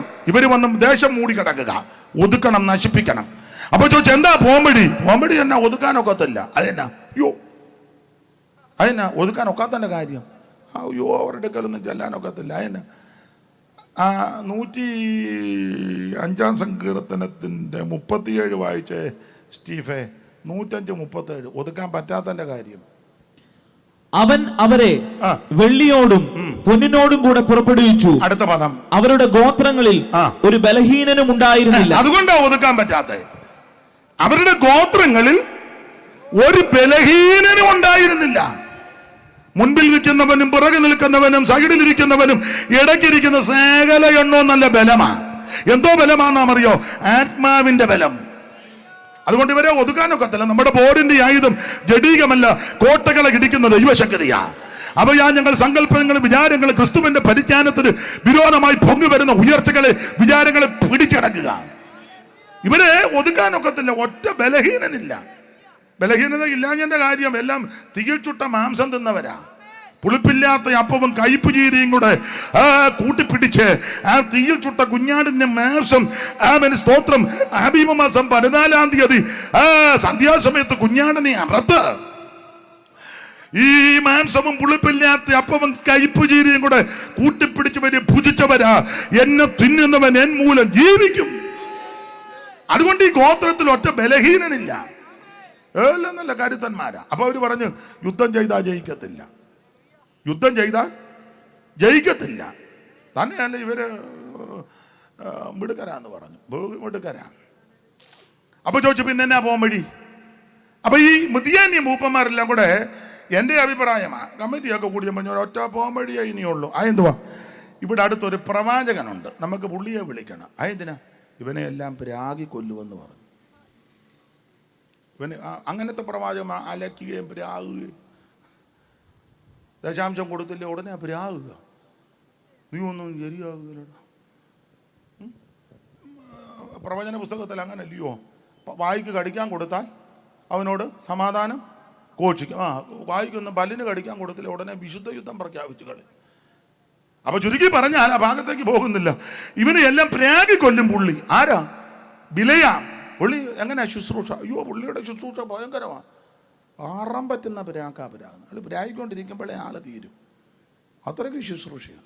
ബ്രദർ കൂടിയിട്ടുണ്ടോ? പിന്നെ എത്ര സ്ഥലത്ത് വെച്ചു അടിച്ച് തകർക്കുക എന്ന് പറഞ്ഞു. അപ്പം നമുക്ക് അങ്ങനെ ആന്നേ പുള്ളിയെ വിളിക്കാം. അപ്പം പറഞ്ഞ് പുള്ളി വെറുതെ ഒന്നും വരത്തില്ല, പ്രശ്നദക്ഷിണ കൊടുക്കണം, പുള്ളിക്ക് പടിയുണ്ട്, ഇത്ര പുള്ളി റേറ്റ് ഉണ്ട്. നല്ല പ്രാഗണേ കാശ് കൂടുതൽ കൊടുക്കണം. ഒരു പരുവത്തിനുള്ള പ്രാഗാനെ അത്ര കൊടുക്കണ്ട. പ്രാകുമ്പോൾ തീരുന്നെങ്കിൽ അത് കുറച്ചുകൂടെ കൊടുക്കണം, പ്രശ്നദക്ഷിണ. ഉടനെ ആരാക്ക് പറഞ്ഞ് കാശ് എത്ര വേണേലും എടുത്ത് വീശാന്ന്. അങ്ങനല്ലേ ഇപ്പം പറയുന്നത്, കാശ് എത്ര വേണേലും വീശ. ആൾക്കാരെ തട്ടിക്കളയണം. അങ്ങനെ ബിലിയാമിന്റെ അടുക്കൽ ആള് വിട്ടു.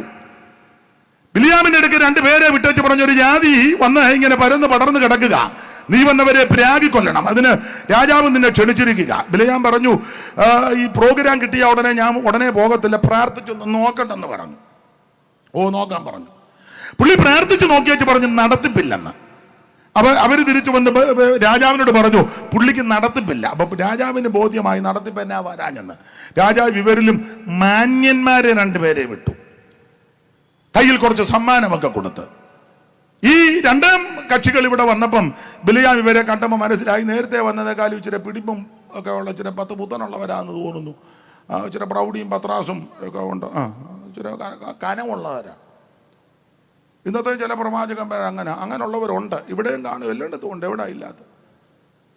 പാവത്തങ്ങളായ സഹോദരി സഹോദരന്മാർ വന്നാൽ കൈ കൊടുക്കാനൊക്കെ വലിയ ബുദ്ധിമുട്ട്. ചില കനമുള്ള അച്ഛൻ എന്നെ കയറി അങ്ങ് പിടിക്കുക, പിടിച്ചു വെച്ച് അങ്ങ് കുലുക്കുക. അയാൾ വിടാന്ന് വെച്ചാലും പുള്ളി അതിന് കൈ വലിക്കും, പുള്ളി വിടുകയില്ല. പക്ഷെ പാവപ്പെട്ടവന് ഏതാ പിടിപ്പും പത്രാസും ഇല്ലാത്തവനാണ്.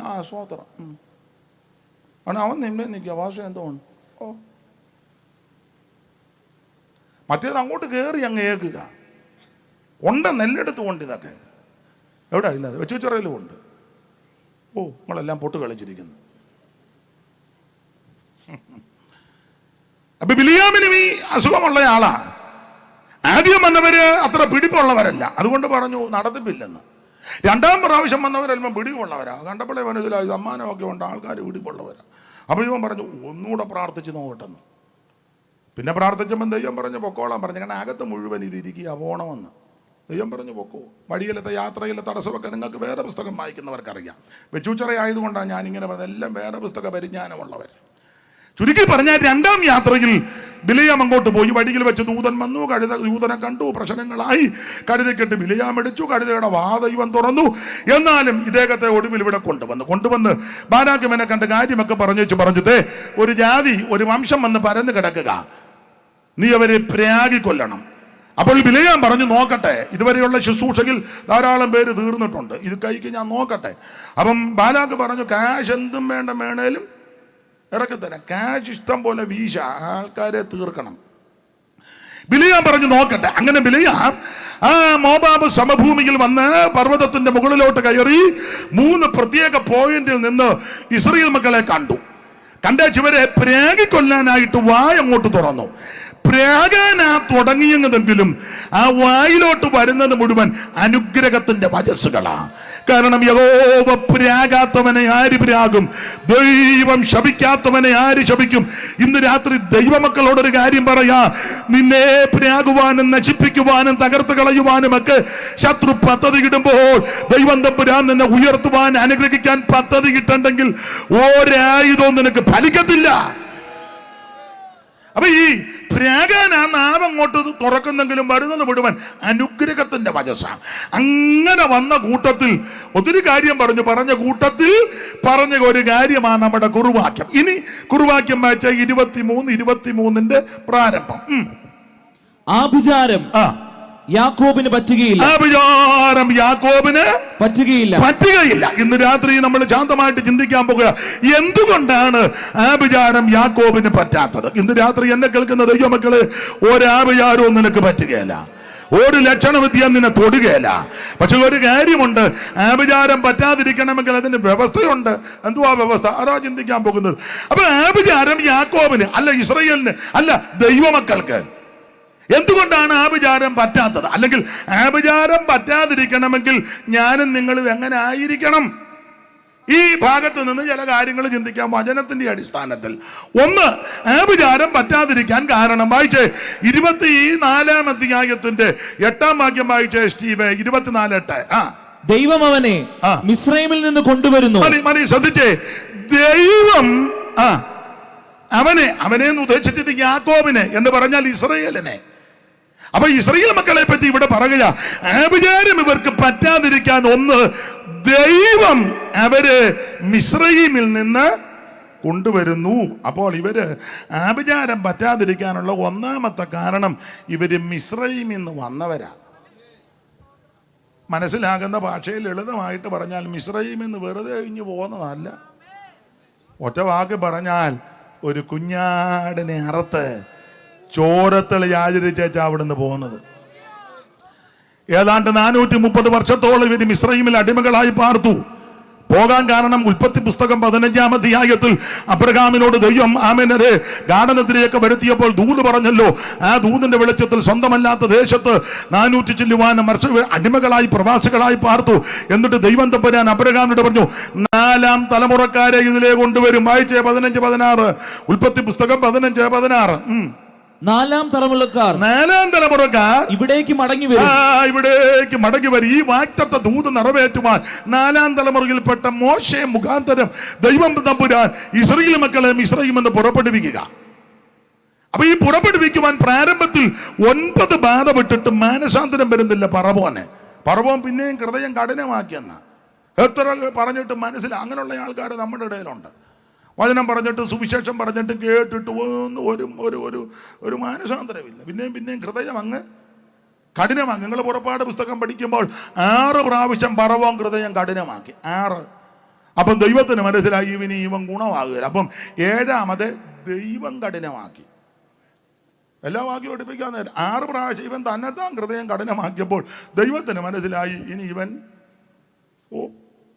അതുകൊണ്ട് 7ാമത് ദൈവം. അവിടെ പുറപ്പാട് 17:8 വായിച്ച് 14:8. പുറപ്പാട് പുസ്തകം 14:8. പെട്ടെന്ന്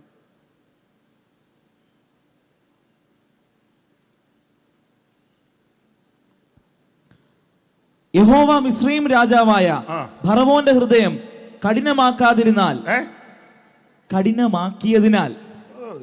അവൻ ഇസ്രായേൽ മക്കളെ പിന്തുടർന്നു. ഒന്നുകൂടെ വായി. ഫറവോന്റെ യഹോവ മിസ്രയീം രാജാവായ ഒന്നേ വെടിവെക്കില്ലേ, തല്ലിക്കൊല്ലും. ഒന്നേ മൊബൈൽ വായിക്കില്ലേ, വേദപുസ്തകം വായിക്കും. യഹോവ മിസ്രയീം രാജാവായ ഫറവോന്റെ ഹൃദയം കഠിനമാക്കിയതിനാൽ. മതി. യഹോവ മിസ്രയീം രാജാവായ ഫറവോന്റെ ഹൃദയം കഠിനമാക്കിയതിനാൽ. അപ്പൊ നിങ്ങൾ പുറകോട്ട് പഠിച്ചാൽ എടുക്കുന്നില്ല.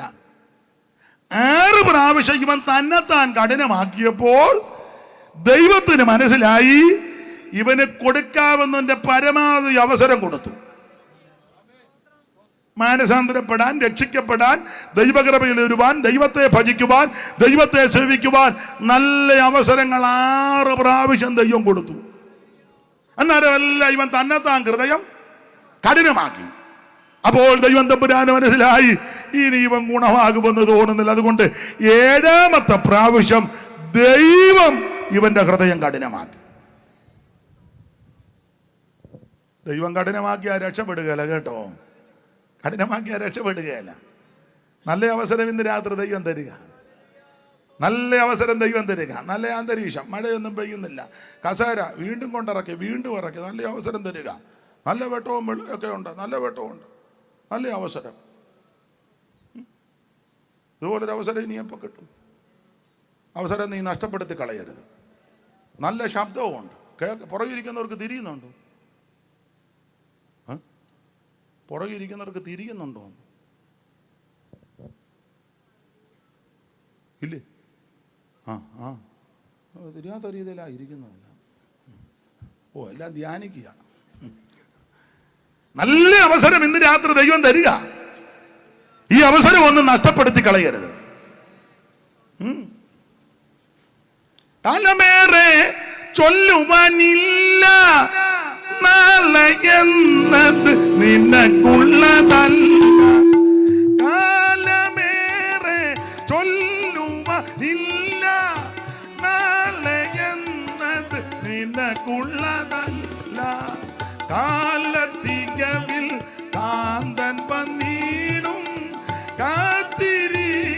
നീ ശൂലമിയാളെ കാലത്തികവിൽ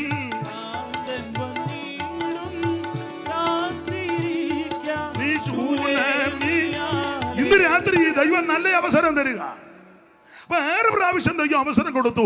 ഇവൻ ഹൃദയം കഠിനമാക്കിയപ്പോൾ 7ാമത് ദൈവം ഹൃദയം കഠിനമാക്കി. അതുകൊണ്ട് ദൈവം ഒരു പ്രമാണം വെച്ചു. ആമേൻ. സംഹാരബാധ അയക്കാൻ പോകുക. ആദിജാതന്മാർ മാറ്റപ്പെടും. നിങ്ങൾക്ക് ആ ഭാഗമൊക്കെ അറിയാം. പക്ഷേ ഓരോ വീട്ടിലും കയറി സംഹാരകൻ താണ്ഡവ നൃത്തം ചെയ്യും. ആദിജാതന്, എൻ്റെ ഭാഷയാ, ആദിജാതനെ തട്ടിക്കളയും. പക്ഷേ ആമേൻ, ദൈവം ഒരു പ്രമാണം കൊടുത്തു. ആദിജാതൻ മാറ്റപ്പെടാതിരിക്കുവാൻ എന്ന് പറഞ്ഞാൽ സംഹാരബാധയിൽ നിന്ന് രക്ഷപ്പെടാൻ എന്ന് പറഞ്ഞാൽ ആമേൻ സ്തോത്രം, നീ പട്ടുപോകാതിരിക്കാൻ ഒരേ ഒരു പ്രമാണം സകലർക്കും. വീടൊന്നിനൊരാട്ടുംകുട്ടി. 12-ാം അധ്യായത്തിന്റെ 1 മുതൽ വായിച്ചേ. എന്തുവാ താളം പിടിക്കുന്ന വായു ഇറത്തടിക്കുന്നു? പുറപ്പാട് 12-1 മുതൽ. യഹോവ മോശയോടും അഹരോനോടും മിസ്രയീം ദേശത്ത് വെച്ച് അരുളി ചെയ്തത് എന്തെന്നാൽ, ഈ മാസം മുറിക്കാതെ സെന്റൻസ് പൂർത്തീകരിച്ച് വായിക്കുക. ഈ മാസം നിങ്ങളുടെ മാസങ്ങളുടെ ആരംഭമായി. ഈ മാസം നിങ്ങൾക്ക് മാസങ്ങളുടെ ആണ്ടിൽ 1-ാം മാസമായിരിക്കണം. പിന്നെ നിങ്ങൾ ഇസ്രായേലിന്റെ സർവ്വസംഘത്തോടും പറയേണ്ടത് എന്തെന്നാൽ, ഈ മാസം 10-ാം തീയതി അതത് കുടുംബത്തിന്റെ ഒരാട്ടിൻകുട്ടി വീതം. കുടുംബത്തിന് ഒരാട്ടിൻകുട്ടി. അതത് കുടുംബത്തിന് ഒരു ആട്ടിൻകുട്ടി. ശ്രദ്ധിക്കുക, ഒരു കുടുംബത്തിന് ഒരു ആട്ടിൻകുട്ടി. ആട്ടിൻകുട്ടി വേറെ ആരുമല്ല, യേശുക്രിസ്തുവിന്റെ നിഴല. കടന്നു പോകുന്ന യേശുവിനെ ചൂണ്ടിക്കൊണ്ട് യോഹന്നാൻ സ്നാപകൻ പറയുക, ലോകത്തിന്റെ പാപത്തെ ചുമക്കുന്ന ദൈവത്തിന്റെ കുഞ്ഞാട്. ഉൽപ്പത്തി പുസ്തകം 3-ാം അധ്യായത്തിൽ പാപം ചെയ്ത ആദമിനെ ഹവ്വായെ തോലുടിപ്പിച്ച് ദൈവം വെളിയിലിറക്കി. ഈ തോല് ഒരാട്ടിൻകുട്ടി കൊല്ലപ്പെട്ടത് കൊണ്ടാ. വെളിപ്പാട് പുസ്തകം 13-ാം അധ്യായത്തിൽ ലോകസ്ഥാപനം മുതൽ അറക്കപ്പെട്ട കുഞ്ഞാടെന്ന് കാണുന്നു. യേശുക്രിസ്തുവിനെ കുഞ്ഞാടെന്നും ദൈവ കുഞ്ഞാടെന്നും അറക്കപ്പെട്ട കുഞ്ഞാടെന്നും യോഗ്യനായ കുഞ്ഞാടെന്നും വിളക്കാകുന്ന കുഞ്ഞാടെന്നും വേളുകളിൽ കഴിക്കാൻ വരുന്ന കുഞ്ഞാടെന്നും അവൻ കുഴലിറക്കപ്പെട്ട കുഞ്ഞാടെന്നും യോഗ്യനായ കുഞ്ഞാടെന്നും രോമൻ കത്രിക്കുന്ന ഇടയിൽ മിണ്ടാതിരിക്കുന്ന കുഞ്ഞാടെന്നും ഒക്കെ പറഞ്ഞ് ഈ വേറെ പുസ്തകത്തിൽ പലയിടങ്ങളിൽ രേഖപ്പെടുത്തി. അങ്ങനെയെങ്കിൽ പുറപ്പാട് പുസ്തകം 12-ാം അധ്യായത്തിൽ വീടൊന്നിന് ഒരാട്ടുകുട്ടി, വേർതിരിക്കപ്പെട്ട ആട്ടുകുട്ടി, നസറായനാകുന്ന യേശുക്രിസ്തുവിന് നിഴലാ. ധന്യനായ പൗലോസ് വളരെ സ്പഷ്ടമായി കൃത്യമായി പറഞ്ഞു, നമ്മുടെ പെസഹ കുഞ്ഞോടും അറുക്കപ്പെട്ടിരിക്കുന്നു ക്രിസ്തു തന്നെ. അപ്പൊ ഈ ആട്ടുകുട്ടി യേശുക്രിസ്തുവാ. സ്തോത്രം. ഈ ആട്ടുകുട്ടിക്ക് യോഗ്യതയുണ്ട്. എന്താ? വീടൊന്നിന്റെ ആട്ടുകുട്ടി. കാണുന്ന ആടിനെ എല്ലാം പിടിച്ച് കണ്ടിക്കാൻ പ്രമാണമില്ല. ആടൊത്തിരി ഉണ്ട്. കോലാടുണ്ട്, ജമ്മരിയാടുണ്ട്, പിന്നെ എന്തുവാ, കുഞ്ഞാടുണ്ട്, പിന്നെ തളയാടുണ്ട്, പിന്നെ ഒരയാട് 3-6 വീടെല്ലാം പോയി. പിന്നെ എന്നാ പോയി? കഴിഞ്ഞ കൊല്ലോ ഉള്ളതാട്ടെ. അപ്പൊ പല ടൈപ്പ് ആടുകളുണ്ട്. സഭയ്ക്കകത്ത് പല ടൈപ്പ് ആടുണ്ട് കേട്ടോ. ഇടിയുണ്ടാക്കുന്ന ആടുണ്ട്. പിന്നെ 2 കുടുംബക്കാരും സെക്രട്ടറിയും ട്രഷറും കമ്മിറ്റിയും ഒക്കെ ചിലയിടത്തുമല്ല, ചിലയിടത്ത് ഇടിയുണ്ടാക്കും. തീറ്റ തിന്നാത്ത ആടുണ്ട്. ഇതിനകത്തും ഉണ്ട് തീറ്റ. എന്ത് ചെയ്താൽ വേദപുസ്തകം വായിക്കുകയല്ല, തീറ്റ തിന്നുക. വെള്ളം കുടിക്കാത്ത ആടുണ്ട്. എല്ലാവരും ആത്മാവിലാകുമ്പോൾ ഇത് കുടിക്കല് നോക്കിയിരിക്കും. ആരൊക്കെയാ കുടിക്കുന്നത്? വെള്ളം കുടിക്കാത്ത ആട്, തീറ്റ തിന്നാത്ത ആട്, ഇടിയുണ്ടാക്കുന്ന ആട്. ദാനിയേൽ ഞാൻ നോക്കി നിൽക്കുമ്പോൾ ഒരു കോലാട് വന്ന് നോക്കി നിൽക്കും. അങ്ങ് സഭയ്ക്കകത്ത് പ്രശ്നം ഉണ്ടാകും. ഉണ്ട് പല ടൈപ്പാ. ഒന്നും വിവരിക്കുന്നില്ല. വേറെ ആടുണ്ട് കറക്കാൻ സമ്മതിക്കുകയല്ല. കൺവെൻഷനും കാത്തിരിപ്പ് ഉണർവ് യോഗവും ഒക്കെ ഇഷ്ടം. പക്ഷെ ദശാംശവും തോത്ര കാഴ്ച പറയുമ്പോൾ കാലും കഴിവില്ല ഇട്ട നേരെ നിന്നാലല്ലയോ കറക്കാൻ അനുവദിക്കും. പല ടൈപ്പ് ആടാ. വേറെ ഒരു തരം ആടുണ്ട് തന്നെ കുടിക്കുന്നത്. അത് തന്നെ കറക്കുക, അത് തന്നെ. ഈയിടെ ഒരു സഹോദരി പറഞ്ഞു, ഞാൻ കൃത്യം ദശാംശം കൊടുക്കുന്ന ആളാണ്. അപ്പം ചോദിച്ചു, ആർക്കാണ് കൊടുക്കുന്നത്? പുള്ളിയുടെ ആങ്ങളയ്ക്ക്. പുള്ളിയുടെ ആങ്ങളയ്ക്ക് തന്നെ കൊടുക്കുന്നത്. കറക്റ്റ് അല്ലേ? കൃത്യം എന്ന് പറഞ്ഞാൽ അവർ തന്നെ കറക്കുക, അവർ തന്നെ. പല ടൈപ്പ് ആടാ. എന്നാൽ ഈ ആട് നസറയനാകുന്ന യേശുക്രിസ്തുവിന്റെ നിഴലാ. അപ്പൊ കാണുന്ന ആടിനെ എല്ലാം പിടിച്ച് കണ്ടിക്കാൻ പ്രമാണമില്ല. ആട്ടിൻകുട്ടിക്ക് യോഗ്യതയുണ്ട്. എന്താ ആട്ടിൻകുട്ടിയുടെ യോഗ്യത? വായിച്ചേ പുറപ്പാട് 12:5. ആട്ടിൻകുട്ടി ഊലമില്ലാത്തതും ഊനമില്ലാത്തതും 1 വയസ്സ് പ്രായമുള്ള 1 വയസ്സ് പ്രായമുള്ള ആണുമായിരിക്കണം. ചെമ്മരിയാടോ കോലാടോ ആകാം. അപ്പൊ ചെമ്മരിയാടോ കോലാടോ ആകാം. തള്ളയാടിനെ കണ്ടിക്കരുതെന്നായി പറഞ്ഞത്.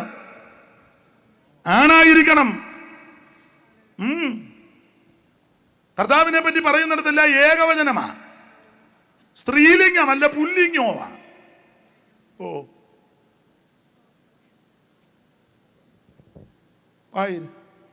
യെശയ്യാവ് 9:6 പെട്ടെന്ന് വായിച്ചു. ബൈബിൾ അങ്ങ് അതെല്ലാം തോണ്ടി മാതിയെല്ലാം അത് ചുമ്മാ പുസ്തകക്രമം അറിയാമോ? എന്നാ വായിച്ചു പെട്ടെന്ന്. നമുക്കൊരു ശിശു ജനിച്ചിരിക്കുന്നു, നമുക്കൊരു മകൻ നൽകപ്പെട്ടിരിക്കുന്നു. ഒരു മകനെന്ന് ഒരു മകൻ നമുക്കൊരു മകൻ നൽകപ്പെട്ടിരിക്കുന്നു. ആധിപത്യം അവന്റെ തോളിൽ അവന്റെ തോളിലിരിക്കും. പിന്നെ അവൻ അത്ഭുത മന്ത്രി. അവൻ അത്ഭുത മന്ത്രി, വീരനാം ദൈവം, ദൈവങ്ങളെ നല്ല ദൈവം, പിന്നെ നിത്യപിതാവ്, സമാധാന പ്രഭു എന്ന് പേർ വിളിക്കപ്പെടും. പുല്ലിംഗമാ ദൈവത്തിന്റെ മഹത്വം. അപ്പൊ അതാ പെണ്ണാടിനെ കണ്ടിക്കരുത്. ആട്ടുംകുട്ടി ഊനമില്ലാത്തതും 1 വയസ്സ് പ്രായമുള്ളതും. രണ്ടുപേരും വർത്താനം പറയാന്നോ? വർത്താനം പറയാൻ പോയതാ. പെട്ടെന്ന് 5 12 5.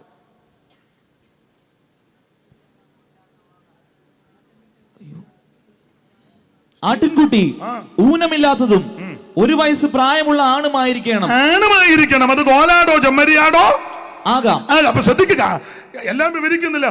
ഊനമില്ലാത്ത ആട്ടിൻകുട്ടിയായിരിക്കണം. ഇന്ന് രാത്രി എന്നെ കേൾക്കുന്ന പ്രിയരെ, ഊനമില്ലാത്ത ആട്ടിൻകുട്ടി നസറയനാകുന്ന യേശു ക്രിസ്തുവാ. ആയിരങ്ങളിൽ 10,000 സേട്ടനാകുന്നവൻ, ഊനമില്ലാത്തവൻ, പാപമില്ലാത്തവൻ, പാപം ചെയ്യാത്തവൻ, പാപമേശാത്തവൻ, പാപമറിയാത്ത പരമവിശുദ്ധനാണ് ക്രിസ്തു. ഇന്ന് രാത്രി ആ കർത്താവ് നമ്മുടെ നടുവിൽ വന്നിട്ടുണ്ട്. എത്ര കോടതി മാറി മാറി വിസ്തരിച്ചു, 5-6 കോടതി മാറി മാറി വിസ്തരിച്ചിട്ടും യാതൊരു കുറ്റവും യേശുവിൽ കണ്ടില്ല. പീലാത്തോസ് വെള്ളമെടുത്ത് കൈ കഴുകി, ഈ നീതിമാന്റെ രക്തത്തിൽ എനിക്ക് പങ്കില്ല. ക്രൂശിൽ കിടന്ന് ദുഷ്പ്രവർത്തിക്കാൻ ഒരുത്തം പറഞ്ഞു, നമ്മൾ തെറ്റ് ചെയ്തത് കൊണ്ട് ക്രൂശിൽ കയറി.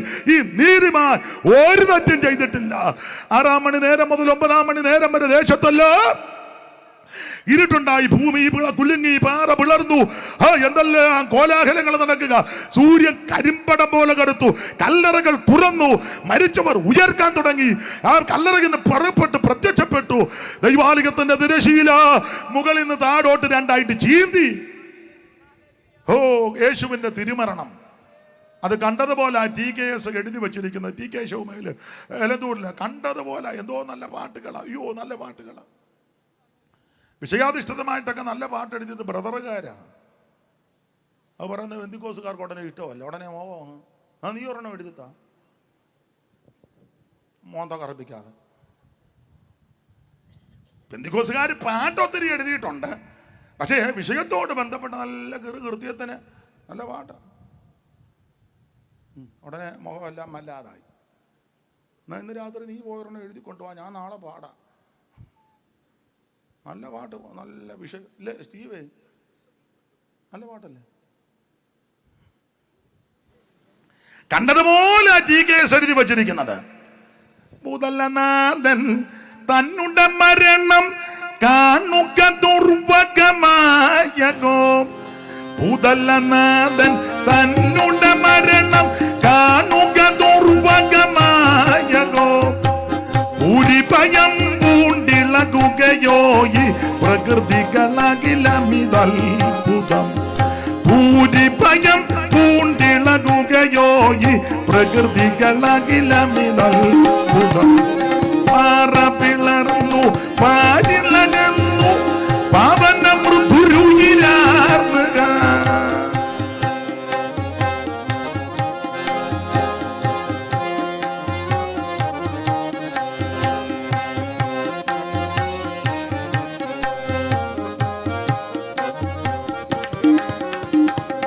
പാറ പിളർന്നു, പാരി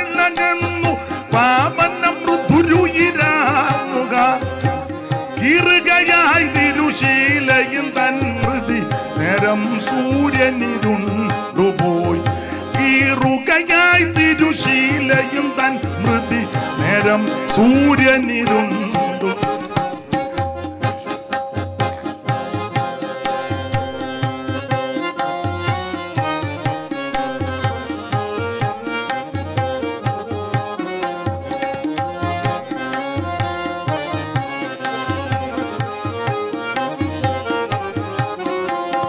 മൃതിയെ വെന്നവൻ ഉയർത്തെഴുന്നേറ്റു ഇതിനെതിരാരിന്നോതിടും.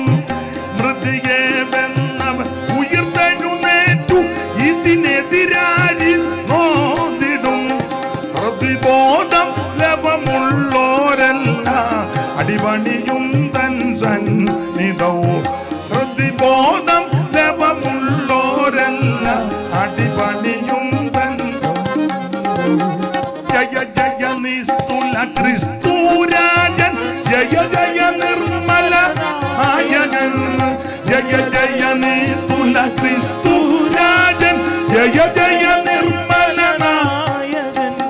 ജയ ജയ ഘോഷം തുടരുക ജനമേ, ജയം തരും നാഥനു സ്തോത്രമേ.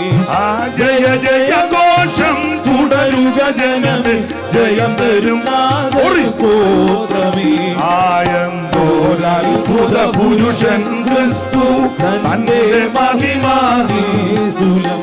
ആയന്തോരത്ഭുത പുരുഷൻ ക്രിസ്തു തന്റെ മഹിമാനിസ്തുലം. ഇത്ര മകാനായി ഉത്തമനാകും ഒരുത്തനെ ഉലകിൽ കാണുമോ? ഓ ഇത്ര മകാനായി ഉത്തമനാകും ഒരുത്തനെ ഉലകിൽ കാണുമോ? ഇതുപോലെ സേത്തനും യോഗ്യനും ഉന്നതനും മഹിമയുള്ളവനും മഹത്വമുള്ള വേറൊരുത്തൻ ഇല്ല. എല്ലാവരും സേട്ടന ഊനമില്ലെന്ന് കോടതികളെല്ലാം വിധിച്ചിട്ടോട് കുറ്റമൊന്നും കണ്ടില്ലല്ലോ. നമുക്കെല്ലാം ഒന്നല്ലെങ്കിൽ മറ്റൊരു കുഴപ്പമുള്ളവർ എവിടെ ഇരിക്കുന്നില്ല ഇല്ലെന്നും പറഞ്ഞാൽ ഇരിക്കുന്നത്. അടുത്തറിയണം. പണ്ടൊരാൾ നടന്നു പോയപ്പോൾ ചാച്ചാ അവനെ അറിയാവോന്ന് ചോദിച്ചില്ല. അയ്യോ അവൻ കാട്ടാനെങ്കിൽ ആട പഠിച്ചവൻ. വേറെ രണ്ട് സ്ത്രീകളെ പറ്റി വേറൊരാൾ സാക്ഷി പറഞ്ഞ് എവിടാ പ്രാർത്ഥന? ഞാൻ പറഞ്ഞു ഇന്നിടത്ത്. കൊള്ളാം ചെല്ല്. അയ്യോ കപ്പലേ നീ ആടി പ്ലെയിനെ കയറുന്ന പെണ്ണുങ്ങളാണ്. നല്ല നല്ല അഭിപ്രായം. കപ്പലേന്ന് ആടി. വേറൊരു കല്യാണാലോചനയ്ക്ക് ഒരാളെ ഒരു വീട്ടോട്ട് പോയപ്പം ആദ്യത്തെ വീട്ടുകാർ ചോദിച്ചു എവിടെ പോകും? കല്യാണാലോചന. ആറിന്? ഞങ്ങളുടെ ചെറുക്കന് പെണ്ണിനെ. ഏത് വീട്? പിന്നെടുത്ത വീട്. ഓ ഓ. അപ്പം ആ സ്വരത്തിൽ അർത്ഥമുണ്ടല്ലേ. അപ്പം വന്ന് അമ്മാച്ചൻ ചോദിച്ചു എങ്ങനുണ്ട് ചെറുക്കൻ? അങ്ങോട്ട് എങ്ങനുണ്ടെന്ന് ചോദിച്ചു. പിന്നെ ആ വീട്ടിലെ പുള്ളി കുഴപ്പമൊന്നുമില്ല. ആ തോടുള്ളത് കൊണ്ട് അവിടെ തച്ചായൻ രക്ഷപ്പെടുക എന്ന്. മുന്നിലൊരു വലിയ തോടുണ്ട്. തോടുള്ളത് കൊണ്ട് അവിടെ തച്ചായൻ. അപ്പോൾ ചോദിച്ചു എന്നാ? തള്ള കപ്പ ഇളക്കുന്ന തുടുപ്പിന് അടിക്കാൻ വരുമ്പോൾ അയാൾ നീട്ടി ചാടും തോട്ടിലോട്ട്. തള്ളയുടെ തല്ലുമല്ല കൊള്ളാതിരിക്കാൻ. തോടുള്ളത് കൊണ്ട് അയാൾ നിർത്തിയില്ല. അടുത്ത ചോദ്യം നിങ്ങളുടെ അവിടെ തോടുണ്ടോ എന്ന്. അവർ വെണ്ണിക്കൊള്ളംകാരാ. പുള്ളി പറഞ്ഞ തോടുണ്ട് പക്ഷേ പാറയാ തല പോകുമെന്ന് പറഞ്ഞു. എടുത്തിയാടി. അങ്ങനെ നടന്ന കാര്യമാണ്. കല്യാണം നടന്നില്ല. അല്ല ഞാൻ ഒന്ന് രണ്ട് സംഭവങ്ങളൊക്കെ പറയാം. എനിക്ക് നിങ്ങൾക്കും എല്ലാം ഒത്തിരി അപാകതകളുണ്ട്. എന്നെപ്പറ്റി അന്ന് ഒത്തിരിയോ എന്തല്ല. നാളെ ഒരാൾ പറഞ്ഞു അയാൾക്ക് സ്റ്റാൻഡേർഡ് ഒന്നുമില്ല. സത്യമാ. എല്ലാവർക്കും അങ്ങ് സ്റ്റാൻഡേർഡ് ആയാൽ പിന്നെ ഇതൊക്കെ ആരാ തുറന്ന് പറയുന്നത്? എല്ലാവരും സ്റ്റാൻഡേർഡ് നോക്കി എനിക്ക് സ്റ്റാൻഡേർഡ് ഇല്ലാത്തതുകൊണ്ട് വേച്ച് കീച്ചുക അങ്ങനെയല്ല. അത് നല്ലതാണ് സ്റ്റാൻഡേർഡ് ഇല്ലാതെ. ഞാനും ഇപ്പോൾ ഓർക്കും അധികമേ. പണ്ടൊരാൾ പറഞ്ഞില്ല തത്തീര് എനിക്ക് ഗുണമായി എന്ന് പറഞ്ഞ പോലെ ഈ വിവരദോഷം എനിക്ക് ഗുണമായി. പണ്ട് മർമാണി കല്യാണം കഴിച്ച് അയാൾ തല്ലാൻ ചെല്ലുമ്പോഴെല്ലാം മർമ്മമാണ്. ഭാര്യ അതിനെ ആയിക്കിട്ട് താങ്ങുക. വാരിയലിനെ കിട്ടി. അയാൾ തല്ലാൻ ചെല്ലുമ്പോൾ അവിടെ മർമ്മം നോക്കുന്നിടത്തല്ല.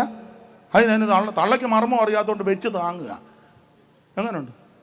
എല്ലാവരും അങ്ങ് സ്റ്റാൻഡേർഡായാൽ ഒന്നും പറയത്തുമില്ല. അപ്പോൾ സ്റ്റാൻഡേർഡ് ഇല്ലാത്ത എന്നെ എങ്ങനെ വിടുന്നത്?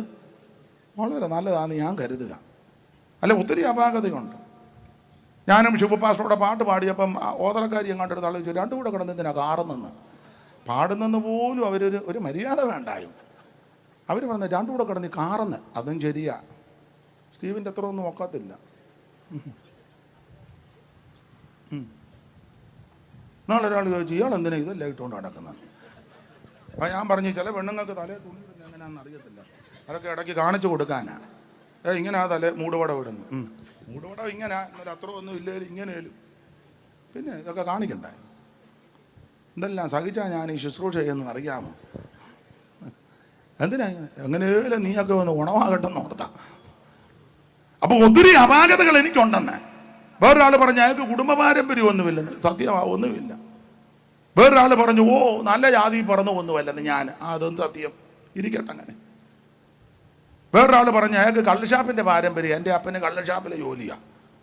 അതങ്ങനെ തന്നെ ആയിരുന്നു. അദ്ദേഹം കള്ളുഷാപ്പിലെ ചെറിയ ജോലി അത് ചെയ്താണ് ഞങ്ങളെ വളർത്തിയത്. ഉള്ള കാര്യമാണ്. ഇങ്ങനെയൊക്കെ ഒത്തിരി ഉണ്ട്. പക്ഷേ എനിക്ക് നിങ്ങൾക്കുമൊക്കെ ഒത്തിരി അപാകതയുണ്ട്. യേശുക്രിസ്തുവിന് യാതൊരു ഊനവുമില്ല. നമുക്കെല്ലാം ഒത്തിരി പോരായ്മകളുണ്ട് കേട്ടോ, ഇവിടെ ഇരിക്കുന്ന എല്ലാവർക്കും. നമ്പിയാര് പണ്ട് പറഞ്ഞില്ലയോ, ലക്ഷം മനുഷ്യനൊത്തിയിടുമ്പോൾ ലക്ഷണമൊത്തവൻ 1-2. 1,00,000 പേര് പോയാൽ കൊള്ളാവുന്നത് 1-2. ലക്ഷം മനുഷ്യർ കൂടിയിടുമ്പോൾ ലക്ഷണമൊത്തവൻ 1-2.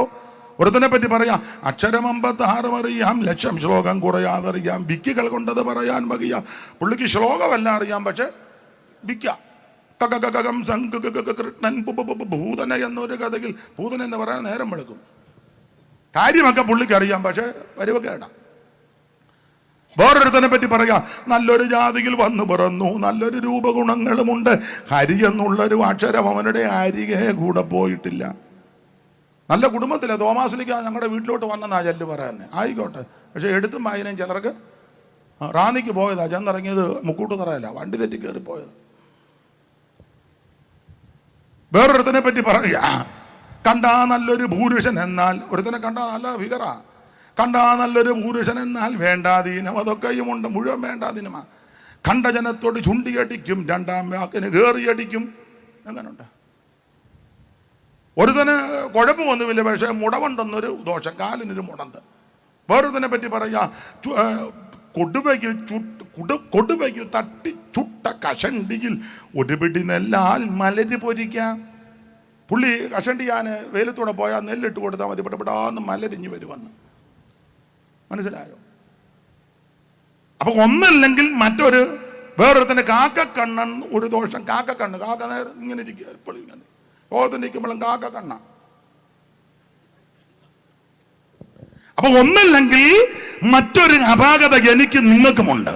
എന്നാൽ യാതൊരു അപാകതകൾ ഊനവും ഒരു കുഴപ്പമില്ലാത്ത ഒരുവനെയുള്ളൂ, നസറയനാകുന്ന യേശുക്രിസ്തു. ആ കർത്താവ് ഇന്ന് രാത്രി നമ്മുടെ നടുവിൽ വന്നിട്ടുണ്ട്. മാറത്ത് പൊൻകച്ച കെട്ടുവനായി, ചുട്ടുപടിപ്പിച്ച വെള്ളോടിന് സദൃശമുള്ള പാദമുള്ളവനായി, 7 നക്ഷത്രം അലങ്കിയിൽ പിടിച്ച് നിലവിളക്കണ നടുവിൽ നടകൊള്ളുന്ന ഉലാവുന്ന യേശു, ഊനമില്ലാത്തവൻ.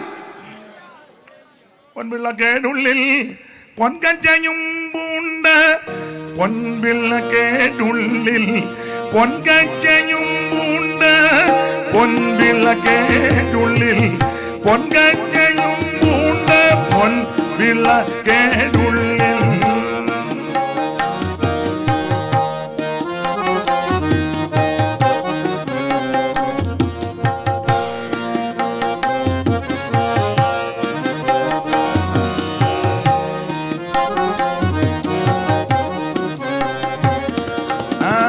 പൊൻവിളക്കേനുള്ളിൽ പൊൻകച്ചയും പൂണ്ട്, വെള്ളത്തല മൂടി വെള്ളയം പഞ്ഞി പോൽ വെള്ളോട്ടുല തന്നിൽ കാച്ചി പഴുപ്പിച്ച് വെള്ളക്കുതിര പുറത്തേറി വരുന്ന പുരുഷനെ കണ്ട്, ഉത്തമ പുരുഷനെ കണ്ട്, പുരുഷനെ കണ്ട്, ഉത്തമ പുരുഷനെ കണ്ട്.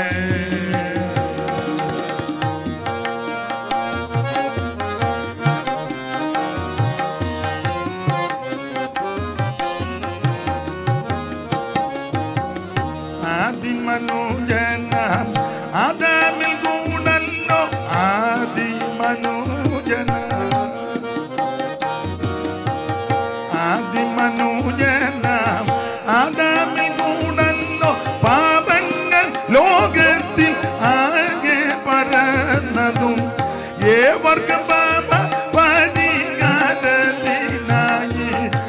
ലോകമഹിമകൾ വീടുകത്തിൽ വന്ന പുരുഷനെ കണ്ടേ, ഉത്തമ പുരുഷനെ കണ്ടേ, പുരുഷനെ കണ്ടേ, ഉത്തമ പുരുഷനെ. കരമുയർത്തി കർത്താവിന് മഹത്വം കൊടുക്ക. ഊനമില്ലാത്ത പാപമില്ലാത്ത പരമവിശുദ്ധനാ യേശു ക്രിസ്തു. അതിനെ ഓടിച്ച് മുമ്പോട്ട് പോകാൻ സമയത്തെ ഭയപ്പെടുന്നു. അപ്പോൾ ഈ മിസ്രയീം ദേശത്ത് ആബീബ് മാസം 14-ാം തീയതി അറക്കപ്പെട്ട കുഞ്ഞാട് യേശു ക്രിസ്തുവിന്റെ കാൽവറി മരണത്തിന് നിഴല. ആ കുഞ്ഞാടിന്റെ രക്തം ഒരു കിണ്ണത്തിലെടുത്ത് ഈ സോപ്പ് ചെടിയുടെ കെട്ടെടുത്ത് കിണ്ണത്തിൽ മുക്കി കട്ടിളക്കാർ രണ്ടിലും കുറുമ്പടിമേലും പുരട്ടി. ഒറ്റ വാക്കി പറയാം, ഇത് രക്ഷാനിർണയത്തെ കാണിക്കുന്നതാണ്. എന്ന് പറഞ്ഞാൽ ചോരത്തളിയുള്ള ഒരു കുടുംബത്തിൽ പോലും സംഹാരകൻ കയറത്തില്ല. ഈ ചോര യേശു ക്രിസ്തുവിന്റെ പരിശുദ്ധ രക്തത്തിന് നിഴല. പാപം മോചിക്കുന്ന രക്തം, രോഗം സൗഖ്യമാക്കുന്ന രക്തം, നിന്നെ വിടുവിക്കുന്ന രക്തം, ആമേ ഹിമം പോലെ നിന്റെ അകൃത്യങ്ങളെ പൊറുപ്പിക്കുന്ന വെളുപ്പിക്കുന്ന രക്തം, കുഞ്ഞാടിന്റെ വിലയേറിയ രക്തം, അവന്റെ പുത്രനായ യേശു ക്രിസ്തുവിന്റെ രക്തം സകല പാപങ്ങളും പോക്കി നിന്നെ ശുദ്ധീകരിക്കുന്ന രക്തം. ഇത് ഗുണകരമായി സംസാരിക്കുന്ന രക്തം, ഇത് വിലയേറിയ രക്തം. ആട്ടുകൊറ്റന്മാരുടെ കേണക്കിടാക്കുന്ന രക്തവും മലിനപ്പെട്ടമേ തളിക്കുന്ന പശുഭസ്മം ജഡിക ശുദ്ധി വരുത്തുമ്പോൾ നിത്യാത്മാവിനാൽ പിതാവാം ദൈവത്തിന് തന്നെത്താൻ നിഷ്കളങ്കനായി സമർപ്പിച്ച യേശു ക്രിസ്തുവിന്റെ പരിശുദ്ധ രക്തം. ഈ രക്തം വെളിപ്പാട് പുസ്തകത്തിൽ പറയുന്നത് ഇങ്ങനെ, അവർ കുഞ്ഞാടിന്റെ രക്തത്താലും സാക്ഷിവചനത്താൽ ജയിച്ചെന്ന. അപ്പോൾ ഈ രക്തം ജയം തരുന്ന രക്തം. ഇന്ന് രാത്രി പരാജയത്തിന്റെ പടുകുടിയിൽ കിടക്കുന്ന ആരെങ്കിലും എന്നെ കേൾക്കുന്നെങ്കിൽ നിരാശപ്പെട്ടു പോകരുത്, തകർന്നു പോകരുത്. യേശുവിന്റെ രക്തം നിന്നെ വിജയമാക്കി തീർക്കും. ജീവിതത്തെ കരുപിടിപ്പിക്കുന്ന രക്തം. ആ കുഞ്ഞാടിന്റെ രക്തം കട്ടളക്കാലിൽ പുരട്ടി. ഒറ്റ വാക്ക് പറഞ്ഞാൽ രക്ഷിക്കപ്പെട്ടു. അപ്പോൾ ആഭിചാരം പറ്റാത്തതിൻ്റെ ഒന്നാമത്തെ കാര്യം, ഇവര് മിസ്രയീമിൽ നിന്ന് പോന്നെന്ന് പറഞ്ഞാൽ ചുമ്മാ ഓടി പോന്നതല്ല, രക്ഷാനിർണയം പ്രാപിച്ചാ പോന്നത്. അങ്ങനെയെങ്കിൽ എന്നെ കേൾക്കുന്ന പ്രിയരെ, ആഭിചാരം നിനക്ക് കേൾക്കാതിരിക്കണമെങ്കിൽ നീ രക്ഷിക്കപ്പെടണം. മറ്റൊരുത്തനും രക്ഷയില്ല. യേശു ക്രിസ്തു ഏകരക്ഷകൻ, ലോകരക്ഷകൻ, ഏകരക്ഷകൻ, രക്ഷിക്കാൻ കഴിവുള്ളവൻ, പ്രാപ്തിയുള്ളവൻ. ഇന്ന് രാത്രി ആ രക്ഷകന്റെ കരങ്ങളിലേക്ക് ഏൽപ്പിച്ചു കൊടുക്ക്. 5 പൈസ കൊടുക്കണ്ട, അര കാശ് മുടക്കണ്ട, അര മൈൽ നടക്കണ്ട, ഭൗതിക വസ്തുക്കൾ ഒന്നും കൊടുക്കണ്ട. ഇരിക്കുന്ന കിടത്ത്, കേൾക്കുന്ന കിടത്തിരുന്ന് ഒറ്റ വാക്ക് പറ, എന്റെ യേശുവേ ഇന്ന് രാത്രി എന്നെ രക്ഷിക്കണം. ആര് പ്രാർത്ഥിക്കും അവരെ ഇന്ന് രാത്രി യേശു രക്ഷിക്കും. രക്ഷിപ്പാൻ മാർഗം വേറെയില്ല, രക്ഷകനേശു താൻ വഴിയേ. രക്ഷിപ്പാൻ മാർഗം വേറെയില്ല, രക്ഷകനേശു വഴിയേ. വരുവീ ഈ നല്ല സമയം വൃഥാവാക്കാതെ നിന്നെ യേശു വിളിച്ചിടുന്നു. വരുവിൻ ഈ നല്ല സമയം വൃഥാവാക്കാതെ നിന്നെ യേശു വിളിച്ചിടുന്നു. കരമുയർത്തി ദൈവത്തെ മഹത്വപ്പെടുത്ത. ഓടിച്ചോടിച്ച് മുമ്പോട്ട് പോകുക. ആഭിചാരം പറ്റാതിരിക്കാൻ ഒന്ന്, നീ രക്ഷിക്കപ്പെടണം. 5 പൈസ കൊടുക്കണ്ട, അര കാശ് കൊടുക്കണ്ട, ഒറ്റ വാക്ക് പറഞ്ഞാൽ മതി, എൻ്റെ യേശുവേ എൻ്റെ ഉള്ളത്തിലേക്ക് വന്ന് എന്നെ രക്ഷിക്കണം. ആര് പ്രാർത്ഥിച്ചാലും അവർ യേശു കർത്താവ് രക്ഷിക്കും. ഇന്ന് രാത്രി അവിടെ നമ്മുടെ നടുവിലുണ്ട്. ഓടിച്ചു പോകാൻ സമയം പോകുന്നത് കൊണ്ടാണ്. 2, ആഭിചാരം പറ്റാതിരിക്കാൻ രണ്ടാമത്തെ കാര്യം, ഈ പദം ഒന്നുകൂടെ എഴുതിയിട്ടുണ്ട്. വായിച്ചേ സ്റ്റീവേ. 23-ാമത്തെ അധ്യായത്തിന്റെ 22-ാമത്തെ വാക്യത്തിന്റെ ആരംഭ ഭാഗം. ദൈവം അവരെ മിസ്രൈമിൽ നിന്ന് കൊണ്ടുവരുന്നു. മതി, നിർത്തിക്കേ. പിന്നെ എഴുതിയിരിക്കുക ദൈവം അവരെ മിസ്രൈമിൽ നിന്ന്. ഇത് 2 പ്രാവശ്യം എഴുതി. അത് തന്നെ 2 പ്രാവശ്യം. അത് പറയാം. ആദ്യം എന്ന് പറയാൻ കാര്യം, ഇവര് കുഞ്ഞാടിനെ അടുത്ത് ചോരത്തിലെ ആചരിച്ചു, രക്ഷാനിർണയം പ്രാപിച്ചു. പിന്നെയും എഴുതിയിരിക്കുക മിസ്രയീമിൽ നിന്ന് പുറപ്പെട്ടു. അത് കാരണം ചോരത്തിലെ ആചരിച്ചേച്ച് ഇവര് മിസ്രയീമിൽ തന്നെ കടന്നില്ല, അവിടെ തന്നെ കിടന്നില്ല, ചെങ്കടല് കടന്നു. ചെങ്കടല് കടന്ന് അക്കരെ കയറിയപ്പോഴാ മിസ്രയീമുമായി പൂർണ്ണമായിട്ട് ബന്ധം വിച്ഛേദിച്ചത്. ചെങ്കടല് കടക്കാതെ മിസ്രയീമിലാണെങ്കിൽ ഓർത്തോണം, രക്ഷിക്കപ്പെട്ടെന്നൊക്കെ പറയാം, പക്ഷേ മിസ്രയീം വിട്ടിട്ടില്ല. മനസ്സിലായോ? ചെങ്കടൽ കടക്കാതെ, ചെങ്കടൽ കടന്നാൽ അക്കരെ കയറിയാൽ അത് വേറൊരു രാജ്യമാണ്. ഫറവോന് അവിടെ അധികാരമില്ല, അത് വേറൊരു രാജ്യമാണ്. മനസ്സിലായോ? ദൈവത്തിന് മഹത്വം. അപ്പോൾ ചെങ്കടൽ കടക്കാത്തിടത്തോളം കാലം മിസ്രയീമില്ല.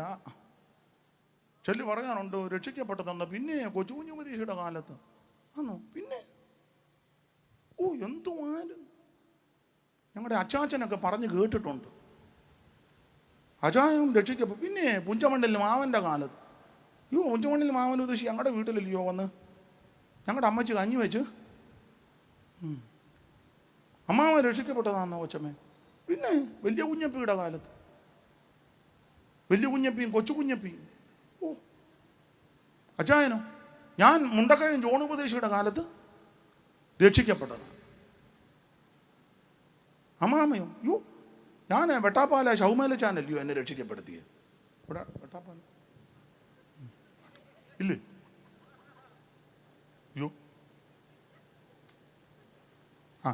പുതിയതായതുകൊണ്ടാ. ഉണ്ട്, ഇവിടെ ഉണ്ടാ.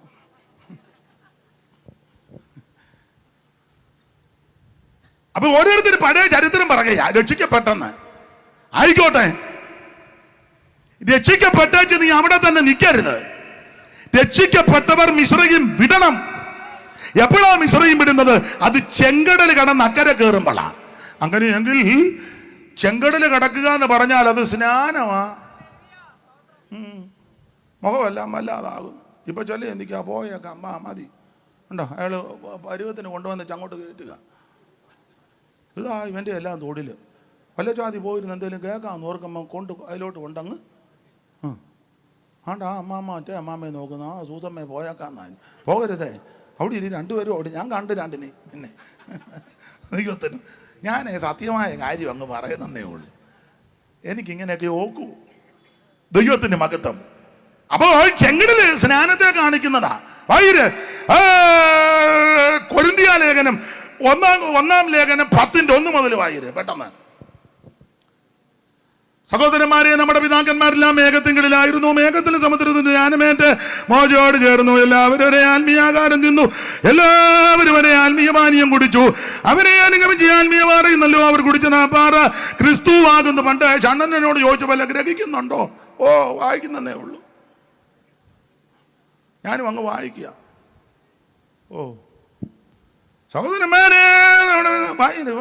സഹോദരന്മാരെ, നമ്മുടെ പിതാക്കന്മാർ എല്ലാവരും മേഘത്തിൻ കീഴിലായിരുന്നു. നമ്മുടെ പിതാക്കന്മാരെല്ലാവരും മേഘത്തിൻ കീഴിലായിരുന്നു. പിന്നെ എല്ലാവരും സമുദ്രത്തിൽ കൂടെ കടന്ന് എല്ലാവരും മേഘത്തിലും സമുദ്രത്തിലും സ്നാനമേറ്റ്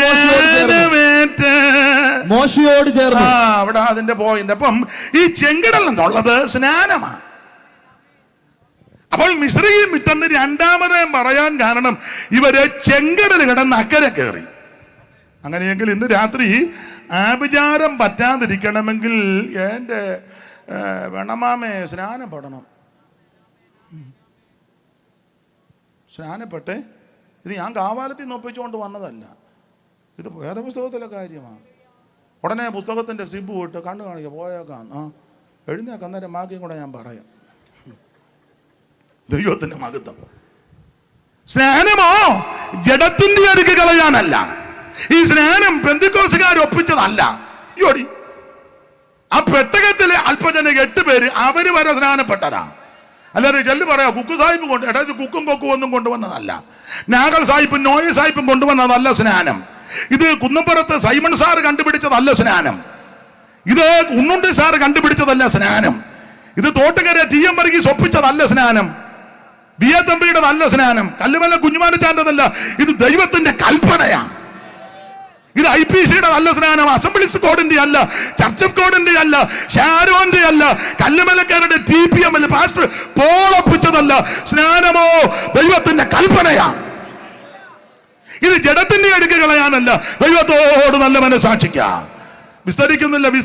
അറിയാമല്ലോ എന്തിനാ ഞാൻ എല്ലാം പഠിച്ചു വെച്ചിരിക്കുക. ഇരുമ്പ് കാണുമ്പോൾ അറിയാം, നോട്ടോ ഞങ്ങൾക്ക് അറിയാം. പിന്നെ ഞങ്ങൾ നിങ്ങളെ ഒന്ന് കാണണമെന്നും കൂടെ ഇവിടെ നല്ല പറഞ്ഞു. അടുത്ത് കാണാൻ വന്നത്, അല്ലാതെ വിലപ്പെടാനെന്നും പറഞ്ഞത്. എന്നോട് പറഞ്ഞു ടി വിയിലൊക്കെ കാണുക. അപ്പോൾ ഞാൻ ചോദിച്ചു പിന്നെ അടുത്തൊന്ന് എല്ലാം അറിയാം. ആണ് അതാ എല്ലാം അറിയാം. ദൈവത്തിന് മകത്വം. പണ്ട് സക്കായി അങ്ങനല്ലേ, എങ്ങനെയാണൊന്ന് കാണണം. നിങ്ങളെക്കുറവായതുകൊണ്ട് കാണുന്നുമില്ല. പിന്നെ പുള്ളി ഒരു ഗുണം ചെയ്ത് നേരെ മുന്നോട്ട് ഓടി. അതാ കണ്ടത്. മുന്നോട്ട് വന്നാൽ കാണാം. നമ്മൾ പിന്നെ കാണണമെന്ന് പറഞ്ഞ് പിന്നെ ഞണ്ട് വലിയും പോലെ പുറകോട്ട് വലിയും. മുന്നോട്ട് ഓടി ഒരു കാട്ടത്തീടെ അവിടെ മേളിൽ കയറുന്നു. ഇലയെല്ലാം പുള്ളി ഉദ്ദേശിച്ചത് താഴെ വന്നു ജോവിനെ കാണും. മൊബൈലൊന്നും വന്നില്ല, അല്ലേ പുള്ളി എടുത്ത് തന്നെയായിരുന്നു.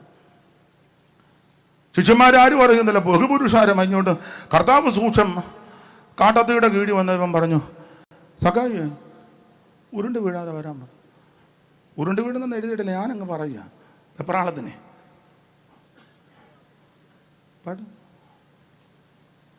ഞെട്ടിപ്പോയി. പെട്ടെന്ന് വരാൻ ചവിട്ടി വന്നപ്പോഴേ കർത്താവ് ഇങ്ങോട്ട് അത്തീടിലോ ഇങ്ങോട്ട് ഇറങ്ങി വരാൻ. അതിന് എടാ സമുദ്രത്തിന്റെ അടുത്തൊട്ടൊക്കെ ഊളികിട്ട് പോയ മത്സ്യത്തിന്റെ ഉദരത്തിലിരുന്ന ചതുർദ്രമ കണ്ടവനാ കർത്താവ്.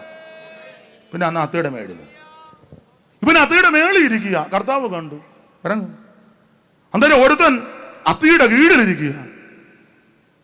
അത്തിയുടെ കീഴില് യോ എന്നെ എപ്പോ കണ്ടു? നീ അത്തിയുടെ കീഴിലിരുന്നപ്പം. അപ്പം മേളിൽ ഇരുന്നാലും കാണും. പിന്നെ ചരിത്രം പറയുന്നത് ആദി മാതാവാകുന്ന ഔവായും അപ്പച്ചനെ ആദാമും പാപം ചെയ്ത് അത്തിക്ക് മറഞ്ഞിരുന്നെന്ന. അതുകൊണ്ടായിരിക്കും തള്ള അത്തിയലെ എല്ലാം കൂടെ. അപ്പം മിക്കവാറും അതിന് മറയാനാ സാധ്യത.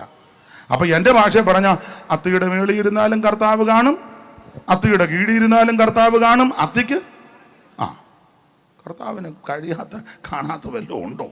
ദൈവത്തിന് മഹത്വം. അപ്പൊ ചുരുക്കി പറഞ്ഞാൽ ഈ സ്നാനം നമ്മൾ ആരും കണ്ടുപിടിച്ചതല്ല, ദൈവം നേരത്തെ ക്രമപ്പെടുത്തി വെച്ചതാ.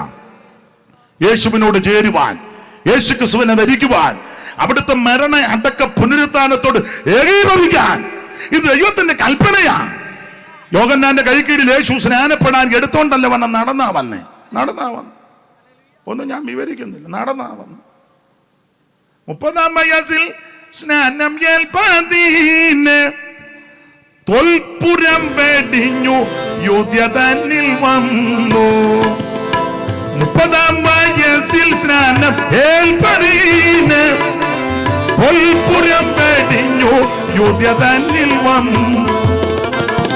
സ്വൽപ്പവും മടിച്ചിടാതെ യോദിനോടൊക്കിനുള്ളിൽ അല്പനാഥും മർത്യനെന്ന പോൽ മറ്റിച്ചൊരു സിയോൻ മണവാളനെ ശ്രീ നരപതിയെ സിയോൻ മണവാളനെ രാജപാത്രമായ ലോകമാകെയുത്തരിപ്പതിന് കന്യകയിൽ ജാതനായി വന്ന നരപതിയെ സിയോൻ മണവാളനെ ശ്രീ നരപതിയെ സിയോൻ മണവാളനെ. കരമുയർത്തി ദൈവത്തെ മഹത്വപ്പെടുത്താം. അപ്പൊ യേശു യോഹന്നാന്റെ സ്നാപകന്റെ കൈക്കീഴിൽ നടന്നാ വന്നത്. നടന്നു വന്നപ്പോ യോഹന്നാൻ യേശുവിനെ വിലക്കി. നീ എന്നാ സ്നാനപ്പെടും? അപ്പം കർത്താവ് പറഞ്ഞു, ഇപ്പോൾ സമ്മതിക്കാം, ഇങ്ങനെ സകല നീതിയും നിവർത്തിക്കുന്നത് അതല്ല അതാ ഞാൻ മുമ്പേ പറഞ്ഞ ബ്രദറുകാര് അതെല്ലാം നല്ല കിറുകൃത്യത്തിന് ഉപദേശപ്പാട്ടല്ല എഴുതി വെച്ചേക്കുന്നത്. വിശേഷിച്ച് തൈവണ് സാറ് എന്നാ എന്തോ നല്ല പാട്ടാണെന്നറിയോ, അതെല്ലാം നല്ല കിറുകൃത്യത്തിനാ. യേശുവിൽ സ്നേഹമുള്ള ഞാനൊന്ന് പാടി വെച്ച് വായിക്കണേ. അപ്പം വായിക്കരുത്, കാരണം പാടുന്ന എന്നാന്നൊന്ന് കേൾക്കണ്ടേ, വേണേ ഹാർമോണിയം ഒന്ന് ശ്രുതി കിട്ടും. യേശുവിൽ സ്നേഹമുള്ള സോദരരെ വരുവിൻ, കാണുവിൻ ദേവജാതൻ യോർദാൻ നദി ജലത്തിൽ നിമജ്ജനം കഴിപ്പാൻ വന്ന ചരിത്രമോർത്തിടുവിൻ. നിമജ്ജനം കഴിപ്പാൻ വന്ന ചരിത്രമോർത്തിടുവിൻ. സ്നാപക യോഹന്നാനാൽ സ്നാനം പ്രതിഗ്രഹിപ്പാൻ, സ്നാപക യോഹന്നാനാൽ സ്നാനം പ്രതിഗ്രഹിപ്പാൻ ഗലീല നാട്ടിൽ നിന്നു ദൂരത്തു വന്നു നാഥൻ നമുക്ക് മാതൃകയാം തന്നെ തുടർന്നു പോകുക. നമുക്ക് മാതൃകയാം തന്നെ തുടർന്നു തന്നെ തടയുന്നിതാ സ്നാപകൻ താഴ്മയോടെ, തന്നെ തടയുന്നിതാ സ്നാപകൻ താഴ്മയോടെ, നിന്നാലടിയൻ സ്നാനം ഏൽക്കേണ്ടതാ ഇരിക്കെ അരുമനായകനെ നീ എന്നരികിൽ വന്നിടുന്നോ, അരുമനായകനെ നീ എന്നരികിൽ വന്നിടുന്നോ. ഒരു വരിയും കൂടെ പാടി നിർത്താം, ഒത്തിരി ഉണ്ട്. യേശു പറഞ്ഞുടനെ ദൈവിക നീതികൾക്ക്, യേശു പറഞ്ഞുടനെ ദൈവിക നീതികൾക്ക് സാഫല്യമേകിടുവാൻ ഞാനിപ്പോൾ വന്നിരിക്കെ മറുത്തു ചൊന്നിടാതെ സ്നാനം കഴിക്ക സമ്മതമായി, മറുത്തു ചൊന്നിടാതെ സ്നാനം കഴിക്ക സമ്മതമായി. ഇന്ന് രാത്രി ഇവിടെ കൂടപ്പെട്ടവരോടും കേൾക്കുന്നവരോടെല്ലാം ഞാനും അങ്ങ് പറയാ, മറുത്തു ചൊന്നിടാതെ സ്നാനം കഴിക്ക സമ്മതമായി, മറുത്തു ചൊന്നിടാതെ സ്നാനം കഴിക്ക സമ്മതമായി. ആമേൻ. മറുത്തു ചൊന്നിടാതെ സ്നാനം കരമുയർത്തി ദൈവത്തെ മഹത്വപ്പെടുത്ത്. അപ്പോൾ ആഭിചാരം പറ്റാതിരിക്കാൻ ഒന്ന് രക്ഷിക്കപ്പെട്ടവരാ, രണ്ട് ഇവര് സ്നാനപ്പെട്ടവരാ. ഇന്ന് രാത്രി രക്ഷാനിർണയം പ്രാപിച്ച് സ്നാനപ്പെട്ട ദൈവവൈതലേ, നിനക്കൊരു ആഭിചാരവും പറ്റത്തില്ല. മൂന്ന് കമ്പിവാചകം പോലെ നിർത്താം. മൂന്ന് ആഭിചാരം പറ്റാതിരിക്കാൻ മൂന്നാമത്തെ കാര്യം 24-ാം അധ്യായത്തിന്റെ 7-ാം വാക്യം വായിച്ച സ്റ്റീവ്. 24:7. അവന്റെ തോട്ടങ്ങളിൽ നിന്ന്, നന്നായിട്ട് വായിര്, അവന്റെ തോട്ടികളിൽ നിന്ന്, നന്നായിട്ട് വായിക്കാൻ, അവന്റെ തൊട്ടികളിൽ നിന്ന് വെള്ളം ഒഴുകുന്നു.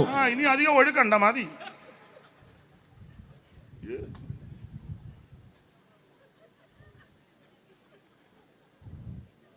തോട്ടമായി, തൊട്ടിയായി, തോട്ടിയായി. എന്നാലും വായിക്കുന്നുണ്ടല്ലോ നല്ല തൻ്റെ ഇടത്തോടെ. ദൈവം അനുഗ്രഹിക്കട്ടെ. നിങ്ങൾ ചിരിക്കുവൊന്നും വേണ്ട, പുള്ളി കഷ്ടപ്പെട്ട് വായിക്കുക. വായിക്കു തരട്ടെ, വായിക്കാവോ? അപ്പൊ ശ്രദ്ധിച്ചേ, ഈ ആഭിചാരം പറ്റാതിരിക്കാൻ ഒന്ന് ഇവര് രക്ഷിക്കപ്പെട്ടവരാ, രണ്ട് ഇവര് സ്നാനപ്പെട്ടവരാ, ചെങ്കടൽ കടന്നു. മൂന്ന് ഇവിടെ 24-ാം അധ്യായത്തിന്റെ 7-ൽ കണ്ടത്, അവന്റെ തൊട്ടികളിൽ നിന്ന് വെള്ളം ഒഴുകുന്നു, വെള്ളം ഒഴുകുന്നെന്ന്. ഈ വെള്ളം, വേദപുസ്തകത്തിൽ വെള്ളം രണ്ട് കാര്യത്തെയാ പ്രധാനമായിട്ട് കാണിക്കുന്നത്. ഒന്ന് പരിശുദ്ധാത്മാവിന്റെ നിറവിനെ, രണ്ട് ദൈവത്തിന്റെ വചനത്തെ. ദൈവത്തിന് മഹത്വം. ശുദ്ധവെള്ളത്താൽ ശരീരം കഴുകണം, വെള്ളത്താലും ആത്മാവിനാലും എന്ന് യോഹന്നാൻ 3. ആ വെള്ളം ദൈവത്തിന്റെ വചനത്തെ കാണിക്കുന്നു. എന്നാൽ യോഹന്നാന്റെ സുവിശേഷം 7:38 യേശു ഉത്സവത്തിന്റെ മഹാനമായ ഒടുക്കത്തെ നാളിൽ നിന്നുകൊണ്ട് പറയാ, ദാഹിക്കുന്നവനല്ല എന്റെ അടുക്ക വരട്ടെ, എന്നിൽ വിശ്വസിക്കുന്നവന്റെ ഉള്ളിൽ നിന്ന്, നിന്റെ ഹൃദയമാകുന്ന തൊട്ടിയിൽ നിന്ന് ദൈവത്തിന്റെ വചനം പറയുന്നത് പോലെ ജീവജലത്തിന്റെ നദി ഒഴുകും. ഇന്ന് രാത്രി ദൈവത്തിന്റെ പൈതല്, ആഭിചാരം പറ്റാതിരിക്കണമെങ്കിൽ 3 നീ അഭിഷേകം പ്രാപിക്കണം. ആ പദമൊക്കെ പറയുമ്പോ ചിലർ ചിലപ്പം എതിർക്കാനും ഉടകാനും ഒക്കെ വരും. എന്നെ പിടിക്കരുത്, ഞാനില്ലേ, ഉടക്കാൻ ഞാനില്ല, തർക്കിക്കാനില്ല, കണ്ണിക്കാനൊന്നുമില്ല. അയ്യോ, ശിഷ്യനും ഗുരുവും കണ്ണിച്ച് ചൂപ്പാട് വന്നു. ഗുരു ആറാട്ടുപുഴ കണ്ണിക്കുമ്പോൾ ശിഷ്യൻ കുമ്പനാട് കണ്ണിക്കും. ഉടനെ പിറ്റേന്ന് ഗുരു വന്ന് പൂവത്തൂര് കണ്ണിക്കും. ഉടനെ ശിഷ്യൻ നേരെ മാരാമണ്ണ് മണക്ക് കണ്ണിക്കും. എന്നും കാണണം ശിഷ്യനും ഗുരുവും മാറി മാറി. അവസാനം 2 സഭയിലെയും മെയിൻ ആൾക്കാർ പറഞ്ഞു, മതി, 2 പേരും തോക്കുന്നില്ലെന്ന് പറഞ്ഞു. രണ്ടും കട്ട കാരണം ഒരു നാഴിക്കകത്ത് ഇറങ്ങുകയല്ലോ, നിർത്താൻ പറഞ്ഞു. ഇതേ ഒരനുഭവമാണ്. ഇന്നും ഇത് അനുഭവിച്ചുകൊണ്ടിരിക്കുക. വലിയ ശോധനയും പ്രതികൂലമൊക്കെ വരുമ്പോൾ ആരുമില്ലെങ്കിലും മുട്ടയിലിരുന്ന് സ്തോത്രം ചെയ്ത് കഴിയുമ്പോൾ ആ പരിശുദ്ധാത്മാവിൻ്റെ നിറവിലൊന്ന് നിറഞ്ഞ്, സ്തോത്രം ആത്മാവിലൊന്ന് ബലപ്പെട്ട്, അന്യഭാഷാ ഭാഷണത്തിലൊന്ന് ദൈവത്തെ മഹത്വപ്പെടുത്തി, അന്യഭാഷയിൽ സംസാരിക്കുമെന്ന് ദൈവത്തോടാ. ഇത് മനുഷ്യരാരും തിരിച്ചറിയുന്നില്ല. ദൈവത്തിന് മഹത്വം. എന്നോടൊരു തള്ള പറഞ്ഞു, അന്യഭാഷ ഒന്നും പിടികിട്ടുന്നില്ല. ഞാൻ പറഞ്ഞു, തള്ള നിങ്ങളോടല്ല പറഞ്ഞു, നമുക്കല്ലേ മനസ്സിലാകാം. അന്യഭാഷയിൽ സംസാരിക്കുന്ന തള്ളയോടത്ര, അങ്ങനെയാണോ? ഓ, ദൈവത്തോടത്ര. ഇനി തള്ളക്കല്ലേ ഇതെല്ലാം പിടികിട്ടും. ഇത് മനുഷ്യരോടൊന്നും അല്ല പറഞ്ഞു, ദൈവത്തോ. അവൻ ആത്മാവിൽ മർമ്മം സംസാരിക്കുക. ദൈവത്തിന് മഹത്വം. വിലക്കുകയും ചെയ്യരുത്. 2-ാം അധ്യായത്തിൽ സംസാരിച്ചു തുടങ്ങിയെന്നാ. ദൈവത്തിന് മഹത്വം. ഇത് അനുഭവിക്കുന്നവരെ ഓർത്ത് ദൈവത്തെ സ്തുതിക്കുക. ഇന്ന് രാത്രി എന്നെ കേൾക്കുന്ന പ്രിയരെ, ആഭിചാരം പറ്റാതിരിക്കണമെങ്കിൽ നീ അഭിഷേകം പ്രാപിച്ച് ദൈവത്തെ ആരാധിച്ചാൽ ഒരു ശക്തിയും നിന്നെ തൊടുകയല്ല. ഇവിടെ ഇരിക്കുന്ന ദൈവമക്കളൊക്കെ പലരും അനുഭവസ്ഥരാ. ഞാൻ എൻ്റെ ശൈലിയിൽ അങ്ങ് പറയാ കേട്ടോ. കൂടോത്രവും മന്ത്രവാദവും ആഭിചാരവും ക്ഷുദ്രപ്രയോഗമൊക്കെ ചെയ്ത പല വീടുകൾ, അങ്ങനെയൊക്കെ പല പല പ്രശ്നങ്ങളിൽ കൂടെ പോയ വീടുകൾ, ഗതിയില്ലാതെ ഗത്യന്തരമില്ലാതെ തകർന്ന് മുടിഞ്ഞ് മുണ്ടക്കോല് തല്ലിയ അനേക ഭവനങ്ങൾ എനിക്കറിയാം. പക്ഷേ അഭിഷേകം പ്രാപിച്ച ദൈവദാസന്മാരും ദൈവമക്കളും അങ്ങനെയുള്ള വീട്ടിൽ ചെന്ന് സ്വോത്രം ചെയ്ത് മുടങ്ങാൻ ചിലപ്പോൾ നല്ല പായോ ഇരിക്കാൻ പുൽപ്പായോ തഴപ്പായോ ഒന്നും കാണുകയല്ല, ചണച്ചാക്കാ മതി. ഒരു പൊട്ടിയ നമ്പേറ കാണാനൊന്നും ഞങ്ങളെ വലിയ ചതവൊന്നുമില്ല. എനിക്ക് പലരും അത്ര ഗ്ലാമർ ഒന്നുമില്ലെന്ന് ഇപ്പോഴല്ലേ ഇച്ചിരി പച്ച പിടിച്ചത്. കാണാനൊന്നും വലിയ ഗ്ലാമറില്ല, കുടുംബശ്രേഷ്ഠതയൊന്നും പറയാനില്ല, വലിയ വിദ്യാ നിപുണതയൊന്നും പറയാനില്ല. പക്ഷേ അഭിഷേകം പ്രാപിച്ച ദൈവമക്കൾ അങ്ങനെ പോരാട്ടവും ബന്ധനവും ആഭിചാരവും മന്ത്രവാദമൊക്കെ ഉള്ള വീടുകളിലും കൊണ്ട് ചെന്ന് മുടങ്കാനും മടക്കി. എന്റെ ഭാഷയാ 2 ശീലി പാട്ടുമൊക്കെ ഇങ്ങോട്ട് പേടി. പൊട്ടിയ നമ്പേറാ, നല്ല നമ്പേറ് മേടിക്കാൻ കാശൊന്നുമില്ല. ആ പൊട്ടിയ നമ്പേറാന്നൊക്കെ അടിച്ച് 2 ശീലി പാട്ട് അങ്ങോട്ട് പാടി ആത്മാവിലങ്ങോട്ട് നിറഞ്ഞ്, അല്ല ഒന്നുകൂടെ തെളിച്ച് പറയാ, മറുഭാഷ പറഞ്ഞ് ദൈവത്തെ മഹത്വപ്പെടുമ്പോൾ സകല കെട്ടും പൊട്ടും. അത് പൊട്ടിയിട്ടുള്ളത് കണ്ടിട്ടുണ്ടെന്ന്. ആഭിചാരത്തിന്റെ കുറ്റിയെ അടിക്കുന്ന ശക്തിയാ ദൈവാത്മശക്തി. അന്ധകാരത്തിന്റെ കോട്ടകളെ തകർക്കുന്ന ദൈവശക്തിയാ പരിശുദ്ധാത്മാവിന്റെ ശക്തി. അനുഭവിക്കുന്നവർ ഇന്ന് രാത്രി ദൈവത്തിന് മഹത്വം കൊടുക്ക്. സാത്താന്റെ കെട്ടുകളെ അടിപ്പാൻ പ്രത്യക്ഷനായ ദൈവപുത്രന്റെ ശക്തി എന്നിൽ വിശ്വസിക്കുന്നവന്റെ ഉള്ളിൽ നിന്ന് തിരുവെടുത്ത് പറയുന്നത് പോലെ ജീവജലത്തിന് നൽകൊടുക്കും. നിന്റെ കുടുംബത്തിൽ പോരാട്ടമോ ബന്ധനമോ അന്ധകാരത്തിന്റെ കോട്ടകളുണ്ടെങ്കിൽ പതറണ്ട. ആത്മനിറവുള്ള ദൈവമക്കൾ, അഭിഷേകമുള്ള ദൈവമക്കൾ, ആത്മാവിൽ ആരാധിക്കുന്ന ദൈവമക്കൾ, ആത്മശക്തിയുള്ള ദൈവമക്കൾ വന്ന് മുഴങ്കാലിന്മേൽ ഇരുന്ന് പാട്ടുപാടി ആത്മാവിൽ ബലപ്പെട്ടാൽ സകല കെട്ടുപൊട്ടും. അനുഭവിക്കുന്നവർ ദൈവത്തിന് മഹത്വം കൊടുക്ക്. കഴിഞ്ഞ നാളുകളിൽ നീ അനുഭവിച്ച ദൈവമൈതലല്ലേ, നീ അനുഭവിച്ച ദൈവമൈതലല്ലേ. ഇന്ന് രാത്രി ദൈവത്തിന് മഹത്വം കൊടുക്ക്, മഹത്വം കൊടുക്ക്. ആത്മാവിൽ ഒന്ന് ശക്തിപ്പെട്. എല്ലാവരും ദൈവത്തെ മഹത്വപ്പെടുത്ത്. ഇന്ന് രാത്രി ഈ പന്തൽ, ഈ ഗ്രൗണ്ട് വിട്ടു പോകുമ്പോൾ സകല കെട്ടുകളെ പൊട്ടിച്ചു വേണം പോകാൻ. ദേശത്തിന്റെ കെട്ടുകൾ ഇന്ന് രാത്രി അടിയട്ടെ. ആത്മാവിൽ ദൈവത്തെ മഹത്വപ്പെടുത്ത്. വടക്കിനോട് തടികാന്നും തെക്കിനോട് തടുത്തു വെക്കരുതെന്ന് അരുളി ചെയ്ത ദൈവാത്മാവിന്റെ വ്യാപാരം, അഭിഷേകത്തിന്റെ ശക്തി നീ ഇവിടെ ഇരുന്ന് ആരാധിക്കുമ്പോൾ ഇന്ന് രാത്രി നിന്റെ കുടുംബത്തിൽ പരിശുദ്ധാത്മാവിന്റെ വ്യാപാര ശക്തിയാൽ നിന്റെ തലമുറയ്ക്കെതിരെ, നന്മയ്ക്കെതിരെ, ആയുസ്സിനെതിരെ, ആരോഗ്യത്തിനെതിരെ വെല്ലുവിളിക്കുന്ന ദുഷ്ട വ്യാപാരങ്ങൾ ദൈവത്തിന് മഹത്വം കൊടുക്ക്, ദൈവത്തിന് മഹത്വം കൊടുക്ക്. ആത്മശക്തിയോട്, ആത്മബലത്തോടെ ദേശത്തിന്റെ പള്ളക്കാടുകൾ ഇന്ന് രാത്രി ഇളകട്ടെ.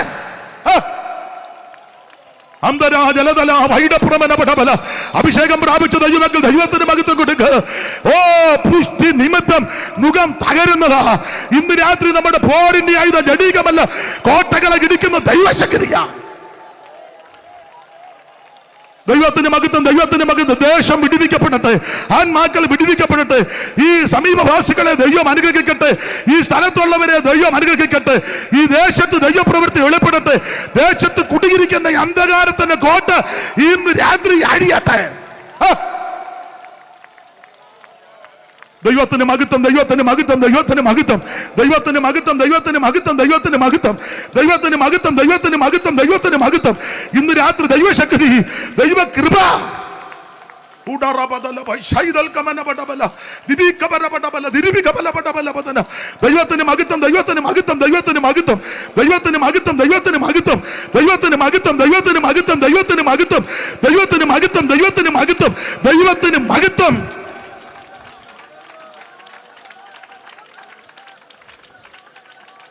കരമുയർത്തി ദൈവത്തെ സ്തുതിക്കുക. വേഗത്തിൽ നിർത്തുക, വേഗത്തിൽ നിർത്തുക. ഒത്തിരി കാര്യം പറയാനുണ്ട്. ആഭിചാരം പറ്റാതിരിക്കാൻ 1 വിഷയത്തോട് ബന്ധപ്പെട്ട രക്ഷിക്കപ്പെട്ടവരാ. 2 ആഭിചാരം പറ്റാതിരിക്കാൻ സ്നാനപ്പെട്ടവരാ. 3 ആഭിചാരം പറ്റാതിരിക്കാൻ അഭിഷേകം പ്രാപിച്ചവരാ. 4 5 കാര്യം പറയും. 4 5ആകുമ്പോൾ ഒരു കണക്കല്ലേ. ഇത് പോയപ്പോൾ എത്ര കല്ല എടുത്ത്? അപ്പോൾ ഇരിക്കട്ടെ. എത്ര വരലുണ്ട്? ഇന്ദ്രിയം എത്രയാ? അപ്പോൾ 5 എന്നുള്ളത് നല്ല കണക്കാ. അതുകൊണ്ട് അങ്ങനെ തന്നെയല്ലേ പഞ്ചഗ്രന്ഥമാണല്ലോ നമ്മൾ തുടങ്ങിയത്. അപ്പോൾ ആഭിചാരം പറ്റാതിരിക്കാൻ 1 രക്ഷിക്കപ്പെട്ടവരാ, 2 സ്നാനപ്പെട്ടവരാ, 3 അഭിഷേകം പ്രാപിച്ചവരാ. 4 ഒന്നും പറയാതിരിക്കാൻ ഒക്കത്തില്ല, പറഞ്ഞു നോക്കുള്ളൂ. 4 വേർപാട് പാലിച്ചവരാ. വായിച്ചേ 23-ന്റെ 9-ഉം 10-ഉം വായിച്ചു, പെട്ടെന്ന് വായിച്ചു. ശീലാഗ്രഹങ്ങളിൽ നിന്ന്, ശീലാഗ്രഹം അല്ല ശിലാഗ്രഹം, ശിലാഗ്രഹങ്ങളിൽ നിന്ന് ആയിക്കോട്ടെ, കണ്ടാ മതി. ഞാൻ അവനെ കാണുന്നു, കണ്ടാ മതി. ഗിരികളിൽ നിന്ന് ഞാൻ അവനെ ദർശിക്കുന്നു.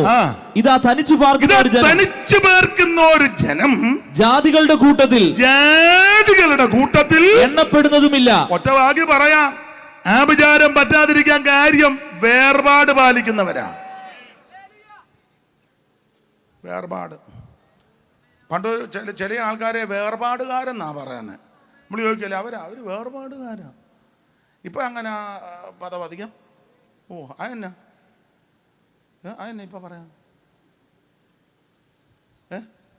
അച്ഛനാണ്ട് ആൻസർ പറഞ്ഞു.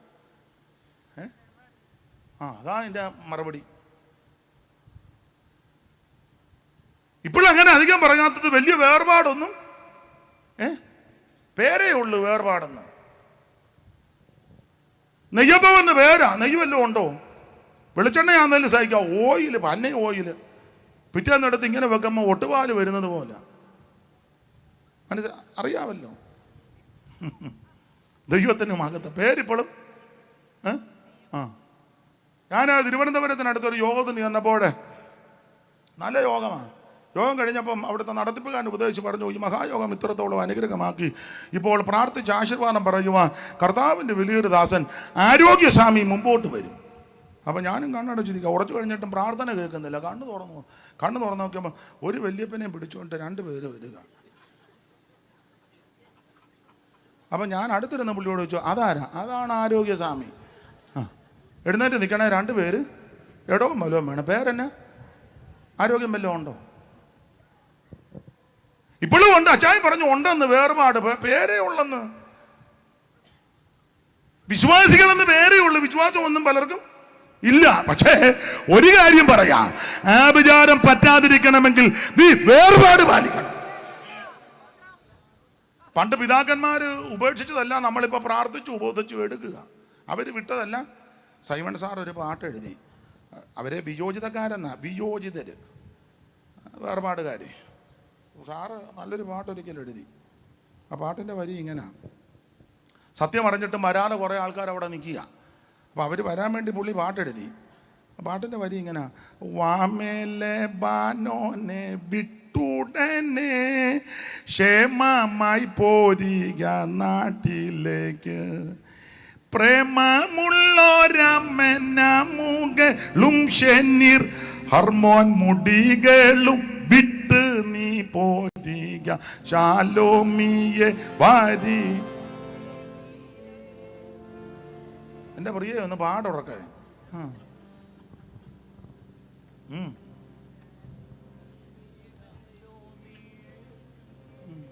എൻ്റെ പ്രിയേ ചേലേഴും സ്വർലോക സുന്ദരിയേ, ആ ബാങ്കുകൾ ചിട്ടികൾ കമ്പനികൾ തീങ്ക് ചെയ്യും കളിഷോടതികൾ, ജിംനേഷ്യമോടാത്ത നാടകശാലകൾ, ജിംനേഷ്യമോടാത നാടകശാലകൾ എന്നിവയോർത്തു നീ താമസിച്ചിടല്ലേ ജാലോമിയെ വാരി എൻ്റെ പ്രിയേ ചേലേഴും സ്വർലോക സുന്ദരിയേ. ചില്ല് ചില്ലെന്നുള്ള ശബ്ദം അത് വേണ്ട.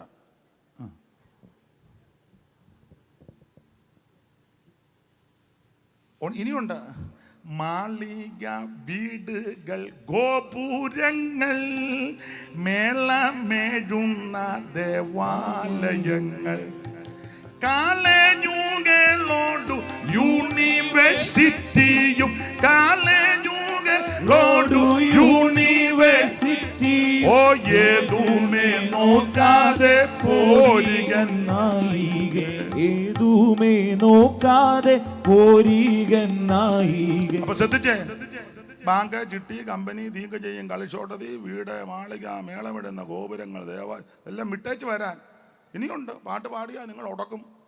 ഞാൻ എഴുതിയതല്ല, സൈമൺ സാർ എഴുതിയതാ. വേഷ വിശേഷങ്ങൾ ആഭരണം ജാതികൾക്കുള്ള ദുരാചരണം. വേഷവിശേഷങ്ങൾ അല്ല, വേഷവും വിശേഷവും ഉണ്ടല്ലോ, ഒത്തിരി ആഘോഷം, ആചാരം, അനുഷ്ഠാനം, ഇതെല്ലാം ഉപേക്ഷിച്ച് വന്നതാ വേർപാട്. ഇപ്പോൾ അതൊന്നും വിഷയമല്ലോ ചിലർക്ക്, അതൊന്നും വിഷയമല്ല. 28 കെട്ടിനും പോകും, മാമോദിസയ്ക്ക് പോകും, ആണ്ടിയാത്തത്തിനും പോകും, അടിയന്തരത്തിനും പോകും, 40-നും പോകും, ഓണക്കളിക്കും പോകും, പുലി കളിക്കാനും പോകും, പിന്നെ തിരുവാതിരയ്ക്കും പോകും, കലോത്സവത്തിനും പോകും, എല്ലാത്തിനും പോകും. എന്നാ എല്ലാവരും പമ്മിയിരിക്കും. വേർപാടൊന്നും ഇല്ലെന്നാണ്. തേക്കുക, ഇടുക, എടുക്കുക, ആട്ടവും പാട്ടവും കുടിയും തീനും പൊളപ്പും എല്ലാം ഉണ്ട്. ഇപ്പോഴും ഉണ്ടല്ലോ ചിലർ ഒന്നും വേർപാടൊന്നുമില്ലെന്ന്. കല്യാണം കഴിയുമ്പോൾ മലത്തുകാല് വെച്ച് കയറുക, അമ്മക്കച്ച കൊടുക്കുക, വീട് പുറത്ത് പണിയുമ്പോൾ പാല് കാച്ചുക, ഒന്നും വിട്ടിട്ടില്ല. വലിയ പാടാ ഇതൊക്കെ വിടാൻ. എന്നാ എല്ലാവരും ഉരുള് പൊട്ടിയതുപോലെ സങ്കടപ്പെട്ടില്ല. ഉള്ള കാര്യമായി പറ. ഇവിടെ പെന്തിക്കോസ് 2 പേര് കല്യാണം നടത്തുമ്പോൾ നട വിളിച്ചു. നട ഇങ്ങ് പറഞ്ഞാൽ മനസ്സിൽ നട അടോ നട. അപ്പം മെയിൻ പാസ്വേഡ് പറഞ്ഞു, ഇതൊക്കെ ഇങ്ങനെ മനസ്സിലാകാഴിയാന്ന് ഞാൻ തെളിയിക്കണോ? ആണെന്ന്. അയ്യോ, അത് അവര് ചെയ്തോട്ടെ. ഈ പ്രമാണത്തിൽ നിൽക്കുന്ന നിനക്ക് ഇത് പാടില്ലെന്നുള്ളതാ ഈ പ്രമാണത്തിൽ. നീ ദൈവവൈതല, മറ്റുള്ളവർ ചെയ്യട്ടെ, അത് അവരുടെ ആചാരമാ, അനുഷ്ഠാനമാ, അതിലൊന്നും നമ്മൾ കൈകടത്തണ്ട. ഞാൻ പറഞ്ഞത് രക്ഷിക്കപ്പെട്ട് സ്നാനപ്പെട്ട് അഭിഷേകം പ്രാപിച്ച് തിരുമേശി എടുക്കുന്ന നീ വേർപാട് പാലിച്ചില്ലെങ്കിൽ അടിച്ച് നിന്റെ പരിപ്പളക്കും ദൈവം. ഒറ്റ ദിവസത്തെ യോഗമായതുകൊണ്ട് ഇതെല്ലാം പറഞ്ഞു നോക്കുകയുള്ളൂ. ബൈബിളിന്റെ സിപ്പിട്ടൊന്നും കാണിക്കരുത്, ഇപ്പം നിർത്തുകയല്ല. മൂക്കയിരിക്കുന്ന കണ്ണട എടുത്ത് മടക്കിയ ചവിടി ഇരിക്കുക, ഒളിച്ചോട്ട് പറയും. വേർപാട് പാലിക്കണം. ആഭിചാരം പറ്റാതിരിക്കണമെങ്കിൽ ഞാനും നിങ്ങളും ആരാ? ഒറ്റ വാക്ക് പറഞ്ഞാൽ തിരുമേശ എടുക്കുന്ന നീ. ഞായറാഴ്ച വരുമല്ലോ, എലി വശം തിന്നാൻ വരും, ഇച്ചിരി തരുമല്ലോ, അതെടുത്തോ. എടുക്കുന്ന നീ വേർപാട് പാലിക്കണം. നാടോടുമ്പോ നടുവേ ഓടരുത്. നീ ഏത് ദേശത്ത് ചെന്നാലും ദൈവപൈതലായി കർക്കശമായി വേർപാട് പാലിക്കണം. വേർപാട് പാലിച്ചാൽ ഒരു ആഭിചാരവും നിന്നെ തൊടുകയല്ല. ഇപ്പൊ ഇതിനകത്ത് തന്നെ എല്ലാവരും വേർപാടൊന്നുമില്ല. നമ്മളത് പറഞ്ഞാണ്ട് ഒരു അതിവിശുദ്ധം വന്ന് ചാടിയേക്കും. എന്നെ പോകാറായോ? വായിയൊക്കെ എടുക്കും.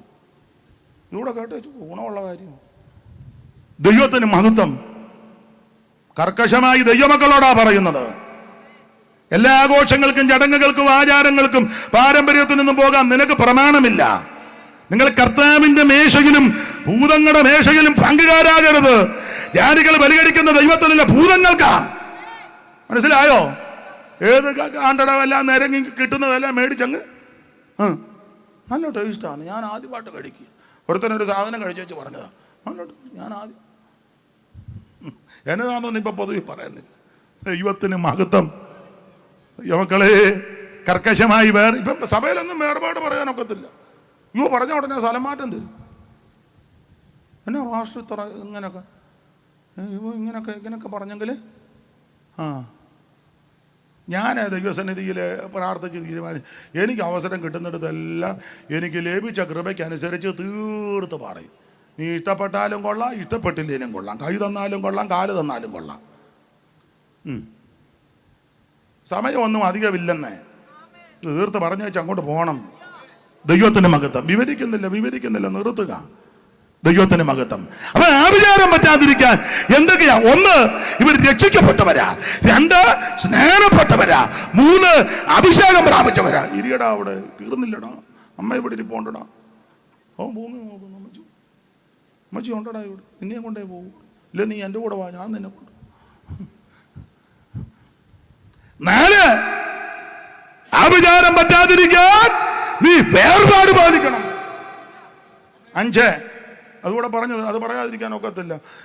സ്റ്റീവ് 24-ാം അധ്യായത്തിന്റെ 19 ഒന്ന് വായിച്ചു. യാക്കോബിൽ നിന്ന് ഒരുത്തൻ ഭരിക്കും. മതി മതി. യാക്കോബിൽ നിന്ന് ഒരുത്തൻ ഭരിക്കും. മതി. ഇനി 5, ഒരുവൻ ഭരിക്കാൻ വരുന്നുണ്ട്. അത് യേശുവിന്റെ വീണ്ടും വരവാ. സ്തോത്രം. യാക്കോബിൽ നിന്ന് ഒരുത്തൻ ഭരിക്കാൻ വരും കേട്ടോ.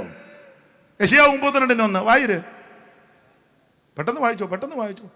കാണാതൊക്കെ പറയേണ്ട വാക്യമാണ്, എന്നാലും അങ്ങ് വായിച്ചു. ഓരോ നാളാണ് മറിക്കുന്നത്, ഉദ്ദേശം വെച്ച് മറിക്കുമ്പോൾ പെട്ടെന്ന് കിട്ടുകയാണ്. ഒരു രാജാവ് നീതിയോടെ വാഴും. മതി. അപ്പൊ ശ്രദ്ധിച്ചേ, യാക്കോബിൽ നിന്ന് ഒരുത്തൻ ഭരിക്കാൻ വരും. ആര്? യേശു ക്രിസ്തു. എന്താ? വീണ്ടും വരും. ആ വരവിനായിട്ട് ഒരുങ്ങണം. ആ വരവിനെ നോക്കി പാർക്കുന്ന ദൈവമക്കൾക്ക് ഒരു ആഭിചാരവും പറ്റത്തില്ല. ദൈവത്തിന് മകത്ത് യേശു വീണ്ടും വരും. വീണ്ടും വരുമെന്ന് പറഞ്ഞാൽ നേരത്തെ വന്നു. രണ്ട് വരവാ. ആദ്യത്തെ വരവ് മനുഷ്യവർഗത്തിന്റെ പാപത്തിന്റെ പരിഹാരം വരുത്തുവാൻ എബ്രായ ലേഖനം 9-ാം അധ്യായത്തിന്റെ 26-ഉം 10-ാം അധ്യായത്തിലൊക്കെ നമ്മൾ പഠിക്കുന്നുണ്ട്. എന്നാൽ രണ്ടാമത്തെ വരവുണ്ട്. രണ്ടാം വരവിന് 2 ഘട്ടമാ. ആ 2-ാം ഘട്ടത്തിലെ ആദ്യത്തെ ഘട്ടം മേഘപ്രത്യക്ഷതയാ. ആ മേഘപ്രത്യക്ഷതയിൽ കാഹളം ധ്വനിക്കും. ആമേൻ, സ്തോത്രം. പ്രധാന ദൂതനും വരും. കാഹളം ധ്വനിക്കുമ്പോൾ ക്രിസ്തുവിൽ മരിച്ച വിശുദ്ധന്മാർ ആദ്യം ഉയർക്കും. ജീവനോടിരിക്കുന്ന വിശുദ്ധന്മാർക്ക് രൂപാന്തരം ഉണ്ടാകും. 2 കൂട്ടരും കൂടെ ഒന്നിച്ച് കർത്താവിനെ എതിരേൽപ്പാൻ മേഘങ്ങളിൽ എടുക്കപ്പെടും എന്ന് പറഞ്ഞാൽ 2-ാം വരവിന്റെ ആദ്യഘട്ടം ഭൂമിയിലേക്ക് വരത്തില്ല. അവൻ തിരുസഭയെ അങ്ങോട്ട് കൊണ്ടുപോകുക. എന്നാൽ 2-ാം വരവിന്റെ 2-ാം ഘട്ടം ഭൂമിയിലോട്ട് വരും. അതാണ് വെളിപ്പാട് പുസ്തകം 1-ാം അധ്യായത്തിന്റെ 7-ാം വാക്യവും വെളിപ്പാട് പുസ്തകം 19-ന്റെ 11-ാം വാക്യവും തെസ്സലോനിക്കർക്ക് എഴുതിയ 1-ാം ലേഖനം 3-ാം അധ്യായത്തിന്റെ 13-ാം വാക്യമൊക്കെ വായിപ്പിക്കാൻ നേരമില്ല.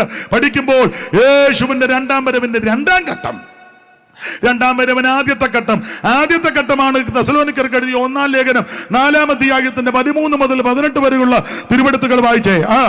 സഹോദരന്മാരെ, നിങ്ങൾ പ്രത്യാശയില്ലാത്ത മറ്റുള്ളവരെ ദുഃഖിക്കാതിരിക്കേണ്ടതിന് നിദ്ര കൊള്ളുന്നവരെ കുറിച്ച് അറിവില്ലാതിരിക്കരുതെന്ന് ഞങ്ങൾ ആഗ്രഹിക്കുന്നു. യേശു മരിക്കുകയും ജീവിച്ചതെങ്കിൽ ഞാൻ വിശ്വസിക്കുന്നു. അങ്ങനെ തന്നെ ദൈവം നിദ്ര കൊണ്ടുവരെ യേശു മുഖാന്തരം അവനോടുകൂടെ വരുത്തും. കർത്താവിന്റെ പ്രത്യക്ഷത വരെ ജീവനോടിരിക്കുന്നവരാണ് അവർക്ക് മുമ്പാകെയില്ല എന്ന് താവിന്റെ നാമത്തിൽ ഞങ്ങൾ സംസാരിക്കുന്നു. അടുത്ത വാക്യം, കർത്താവ് താൻ ഗംഭീരനാഥത്തോടും പ്രധാനത്തോടും ശബ്ദത്തോടും ദൈവത്തിന്റെ കാഹളത്തോടും കൂടെ സ്വർഗത്തിൽ. ഞാൻ പിണങ്ങിട്ട് പറയല്ല, സമയം പോയതുകൊണ്ട് ഞാനങ്ങ് പറയാ കേട്ടോ. സ്റ്റീവ് അതും കേട്ടില്ലേ? പുള്ളി വരവിൽ തന്നെ ശ്രദ്ധിച്ചിരിക്കുക. യേശുക്രിസ്തു വീണ്ടും വരും. ആ വരവിൽ ആ കന്യക 13-ാം വാക്യം മുതൽ 18 വരെ പഠിക്കുമ്പോൾ ആ കന്യകയ്ക്ക് പ്രധാനമായി 4 കാര്യം. എന്താ? യാക്കോബിൽ നിർത്തം ഭരിക്കാൻ വരും. ഭരിക്കുന്നതിന് മുന്നേ ആദ്യത്തെ വരവാ. ആ വരവിന്റെ പ്രത്യേകത, ആ വരവിൽ 4 കാര്യം നടക്കും. 1, സ്തോത്രം, ഒരു ഉയർപ്പ്. 1, ഒരു മടങ്ങി വരവ്. 2, ഒരു ഉയർപ്പ്. 3, ഒരു രൂപാന്തരം. 4, ഒരു സമാഗമം. 4 കാര്യം അവിടെ നടക്കും. മടങ്ങി വരവാരാ? യേശു വീണ്ടും വരും. അറിയാമല്ലോ, തെളിയിക്കണ്ടല്ലോ, യേശു വീണ്ടും വരും. എന്തിനാ? എബ്രായർ 9:28 തനിക്കായി കാത്തു നിൽക്കുന്നവരുടെ രക്ഷയ്ക്ക്. മാനസാന്തരപ്പെട്ട് രക്ഷിക്കപ്പെട്ട് പാപങ്ങൾ ഏറ്റുപറഞ്ഞ് ഉപേക്ഷിച്ച് യേശുവിനെ രക്ഷിതാവായി സ്വീകരിച്ച് വെള്ളത്തിൽ മുങ്ങി സ്നാനപ്പെട്ട് പിതാവിന്റെയും പുത്രന്റെയും പരിശുദ്ധാത്മാവിന്റെ നാമത്തിൽ സ്നാനപ്പെട്ട് അഭിഷേകം പറയ തിരുമേശകെടുത്ത് കൂട്ടായ്മ ആചരിച്ച് വിശുദ്ധ ജീവിതം നയിക്കുന്ന വിശുദ്ധന്മാരെ ചേർക്കാൻ യേശു വീണ്ടും വരും. അതാണ് മടങ്ങി വരുമെന്ന് തെളിവെന്നാ? യേശു തന്നെ പറഞ്ഞാ ഇത് തിരിച്ചു വരുമെന്ന്. ദൂതന്മാര് ഒരിക്കൽ പറഞ്ഞു, ഗലീല പുരുഷന്മാര്, നിങ്ങൾ എന്തിനാ അങ്ങോട്ട് നോക്കി നിൽക്കുന്നത്? നിങ്ങളെ വിട്ട് സ്വർഗ്ഗാരോഹണം ചെയ്ത ഈ യേശു പോയതുപോലെ തിരിച്ചു വരുമെന്ന്. തെളിവുകൾ ഒത്തിരി ഉണ്ടല്ലോ. യേശു വീണ്ടും വരും. 2, ഒരു ഉയർപ്പ്. ആരാ? നമ്മളെ വിട്ട് മൺമറഞ്ഞ വിശുദ്ധന്മാർ പുത്തൻ ശരീരത്തോടെ വരും. അല്ല പട്ടിയായിട്ടും കോഴിയായിട്ടും ഒന്നും കയറി വരികയല്ല.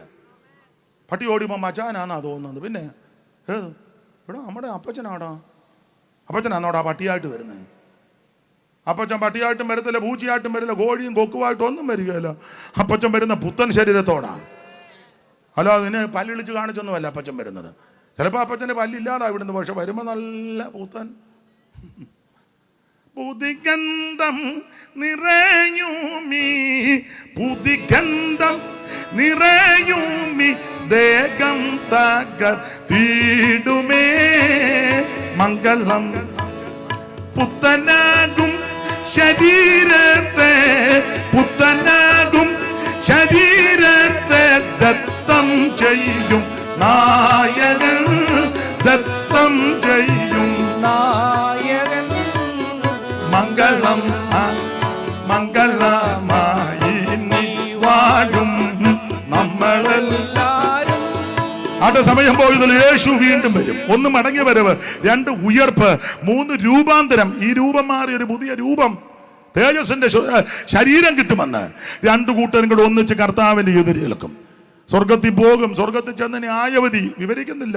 ന്യായവിധി കഴിഞ്ഞ് പ്രതിഫലം, പ്രതിഫലം കഴിഞ്ഞ് ഭാഷാപ്രയോഗമാ കേട്ടോ. കുഞ്ഞാടിന്റെ കല്യാണം എന്നൊക്കെ പറയുന്നത് എന്ന് പറഞ്ഞാൽ യേശു ക്രിസ്തുവിന്റെ മണവാട്ടിപ്പറത്തിൽ എത്തിച്ച് പ്രതിഫലമൊക്കെ തന്ന് മണിയറവാസം എന്നൊക്കെ ഒരു പ്രയോഗമാണ്. ഇരിക്കട്ടെ, അതെല്ലാം കഴിഞ്ഞ് ഇങ്ങോട്ടൊരു വരവുണ്ട്. ആ വരവാണ് വെളിപ്പാട് പുസ്തകം 19:11, വെളിപ്പാട് 1:7, തെസ്സലോനിക്കർ 3:19 ആ വരവ്. എന്തിനാണെന്നറിയാമോ? ഈ ലോകത്തെ ഭരിക്കാൻ. നമുക്ക് പ്രത്യേക പദവിയൊക്കെയാ, സങ്കടപ്പെട്ടൊന്നും ഇരിക്കരുത്. ഈ ലോകത്തെ അന്നേരമാണ് ഇവിടുത്തെ ശരിയായ ഭരണം. അല്ലാതെ ഇവിടെ ആര് ഭരിച്ചാലും ശരിയാവുകയില്ല. ശരിയാക്കാനൊക്കെ പറഞ്ഞു, ഒന്നും ശരിയാകാതെ കിടക്കുക. ഇനി അടുത്ത പുള്ളിക്കാരും വരുന്നുണ്ട്, രക്ഷിക്കുമെന്നും പറഞ്ഞു. ആർക്കറിയാം? ഇതൊന്നും ശരിയാകുകയില്ലെന്നാണ് വേദപുസ്തകം പഠിപ്പിക്കുന്നത്. പിന്നെ കുറേയൊക്കെ ഒരു പരുവത്തിന് പോകുന്നെന്നല്ലാതെ അന്നേരം നമ്മുടെ ആൾക്കാർ പറയാം നമുക്ക് MLA MP വേണമെന്ന്. ഇവിടെ ശരിയാകുകയില്ലെന്നാണ് പുസ്തകം എഴുതിയേക്കുന്നത്. അപ്പൊ അവരെയും കൂടെ കൊണ്ടിട്ട് കുഴയ്ക്കാനാണ്.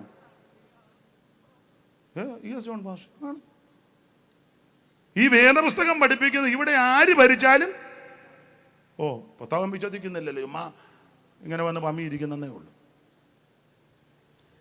ഇവിടെ പ്രഗത്ഭന്മാരൊക്കെ ഒത്തിരി ഭരിച്ചില്ലയോ, വലിയ രാഷ്ട്ര സാമ്രാട്ടുകള്. ദാനിയേൽ 2 ബിംബത്തിന്റെ അറിയാമല്ലോ. ബാബിലോൺ സാമ്രാജ്യം, മേദ്യ പേർഷ്യ സാമ്രാജ്യം, ഗ്രീസ്, റോമർ, ഇതൊക്കെ ഭരിച്ചു. ശരിയായില്ലല്ലോ. ഇപ്പൊ ഇരുമ്പും കളിമണ്ണും യോജിക്കുന്നില്ലല്ലോ. അങ്ങോട്ട് ചാടും, എല്ലാം ഉന്നം വെച്ച് നിൽക്കുക. പേപ്പർ വായിക്കും പറയാം ചാടും. ഉടനെ 2 പേരെ വിട്ട് ചാടരുത്. ഉടനെ പുള്ളി ഞങ്ങൾക്ക് സീറ്റ് തന്നില്ല, ഞങ്ങൾ ചാടും. ഉടനെ അങ്ങോട്ട് ചാടരുത്, ഈ സമയത്ത് ചാടരുത് കേട്ടോ. ഉടനെ മറ്റേ പുള്ളി ഞാൻ ചാടുമ്പോൾ ഒറ്റയ്ക്ക് ചാടുകയല്ല, എല്ലാവരും കൂടെ ഒരെണ്ണം തമ്മിൽ യോജിക്കരുത്. ഇരുമ്പും കളിമണ്ണുമാണ്.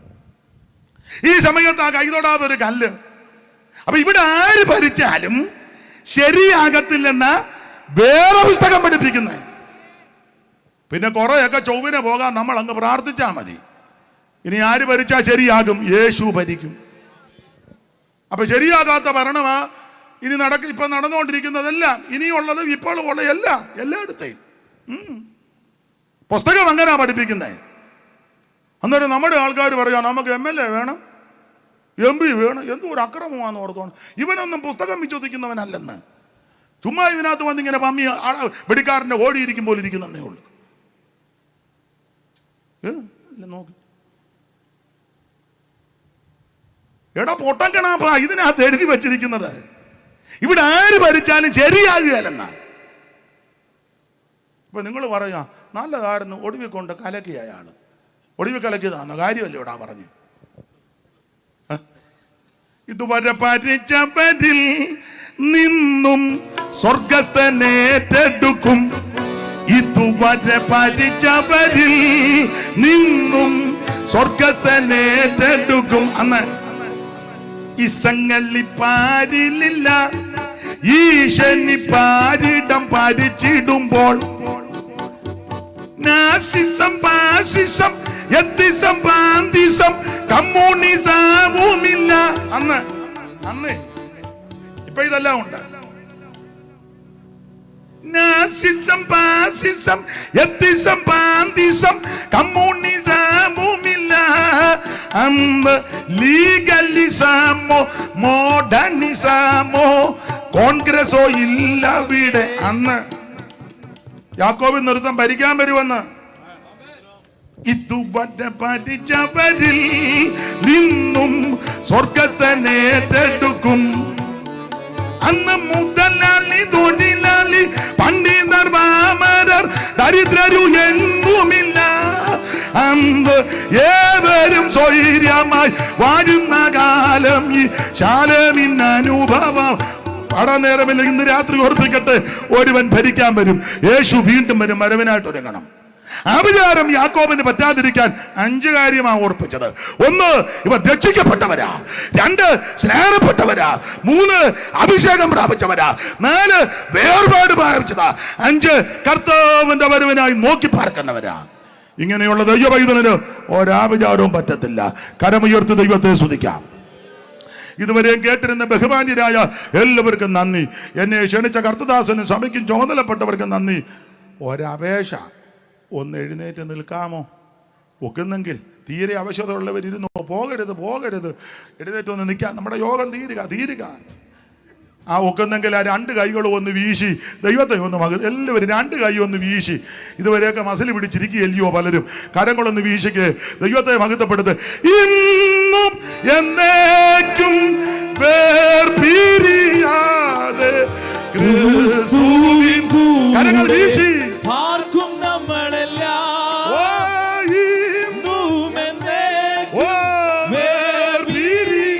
കരങ്ങൾ വീശി കൈകൾ വീശി